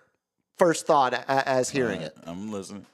Quote: love triangle shooting leaves 2 dead outside HEB. That means like a guy was cheating on a girl, or like a guy was hooking up with 2 girls. So you immediately think of the fact that it's cheating involved. Yeah. When I read it, I was like, oh man, we got a throuple situation gone wrong. I thought it was thought it was an actual, they were in coitus? Yeah, like a love triangle. Like not. Where does your head go, they were sir? getting, I watched, I watched films, sir. Do you know what? I've seen a lot of films where these love triangles exist. Trust me. Do these films have X involved in them? These films are help putting girls through college, sir. Yes, I'm a philanthropist. You're is what I'm trying to tell you. That did not go to charity. I am a philanthropist. Oh, man. Chicks at the same time. It went to charity and Catherine. Hey. And they were a great love triangle. Sports Cave. If we all give up $5, we can get this. We can get the flirty one. I don't know if we can get the $1,000 one, but we can. And I'll show you all. See, look at this, LG. We're trying to get new microphones, and he's about to spend it on the AT&T girls softcore. You're damn right. Yeah, man. You're damn right. We got to keep tabs of these accounts. No. What do we get for $10? So the shooting happened in my pocket of town. It happened down at McCreeless, right there on the south side. Oh, yeah. That's our go-to. Is that South Park Mall? Not that far down. Okay. Yeah, no, it's that's McCreeless before military even. But it when I first read the headline, I mean, first of all, I immediately recognized the address. I was like, oh damn, okay. And then I wanted to investigate more of the love triangle aspect of it. Apparently, it's just a guy, his ex-wife or ex-partner is with another guy now, and he saw them at HEB together and shot them both dead. Yeah, and he's already been arrested for capital murder. That's classic love triangle. Not as much fun as I had as I had originally hoped when I first read the headline. LG, hit me one more time. Let's close it out. So I mentioned we talked last week. Well, first of all, Texans' new offensive line coach. Distant relative of Coach Pop. Oh. Cole Popovich. I knew it had to be some. You don't have the last name Popovich unless you're some kind of distant relative. Now, granted, this is according. Popovich? It's like Eastern Europe. Yeah, definitely. Polish, maybe? Yeah, Polish. Yeah. But no, we showed the video last week. Well, we showed the video of the girls beating the hell out of each other at Jerry Jones World at the Star in Frisco. But we also showed the video of the guy that was dumb enough to pick a drunken fight on the golf course with a former NHL player. And if you'll remember, Immediately, the NHL player didn't start throwing fists. He just literally ragdoll threw this guy into the pond that Quit they were hitting yourself. Quit hitting yourself. It was exactly like your uncle just picking on you're like holding your head, putting his hand on your forehead to keep you away as you're trying to hit him. It was like the guy had no shot in the fight. Nah. He drags himself out of the pond. And at that point, the hockey player immediately proceeds to put an ass whipping on and grabs him by the shirt like it's a hockey jersey and just unloads the whole time saying, like, I didn't want to have to do this. I told you. Yeah. So the guy that got his ass beat has now spoken out. And I thought, in as much as I've bitched over the last few years about accountability being dead, public shame having no value, all of the principles that I was raised with actually not meaning jack shit anymore. No. I thought the way this guy handled it was actually a surprisingly refreshing reminder of how things should be handled when you make a fool of yourself in public. It's around the goal. I got it on. Yep, that's me. You're probably wondering how I ended up in this situation. Yep, that's me, guys. The guy that got dropped like a bucket of balls in a pond. Not my finest moment, I know. So Canadian. Looks real bad. Played 36 holes of golf. We drank way too much, and my mouth ran faster than my brain. All jokes aside, guys, I'd like to apologize to all the folks on the course, anyone caught up in it, and anyone who had to deal with me that day. I lost my cool, and I've learned from it. Just one of those days where you should have kept the card on the path, Stay hydrated, keep your stick on the ice, maybe stick to 18. Pretty good. That's about the best way he could have handled that. At this, you got publicly embarrassed. Those flappy-headed BDI Canadians. Hey, man. The course. The course we probably played said 36 holes that day. We're not gonna let you back, guy. Hey, guy, you're not gonna come back unless you do an apology video, man. That's the only way. Well, you kind of went like Jamaican there for a second. A little Cuban in there too. Yeah. Completely fell off the rails.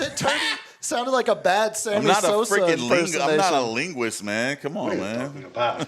But you still try, and for that we respect and appreciate it. Well, let's get the hell out of here so Cap won't be, so he can catch up on the home run derby. How did it even end? Who won? I don't know. You don't even know. God dang it. Back Wednesday night, we'll finish off the AFC with our AFC West preview. LG's TV just went out. I don't know. If you want to follow, don't blame this on LG. Yeah, I'm blaming everything. If you want to follow on X, you're fighting LG. At Biggest Puma, Instagram biggest.puma. Instagram _captain 210. LG, when's the next stream? Friday. LG's house returns. We return Wednesday night. Same 8 o'clock downbeat. No Wednesday? Yeah, we return Wednesday night. As I just said. You said when's the next stream, and he said Friday. His stream. LG's house. Yep. Yeah, we don't. I will have an interview with a badge-carrying member of the SAPD. Ooh. Now that's a hell of a tease. On that note, y'all be good. Peace. Peace.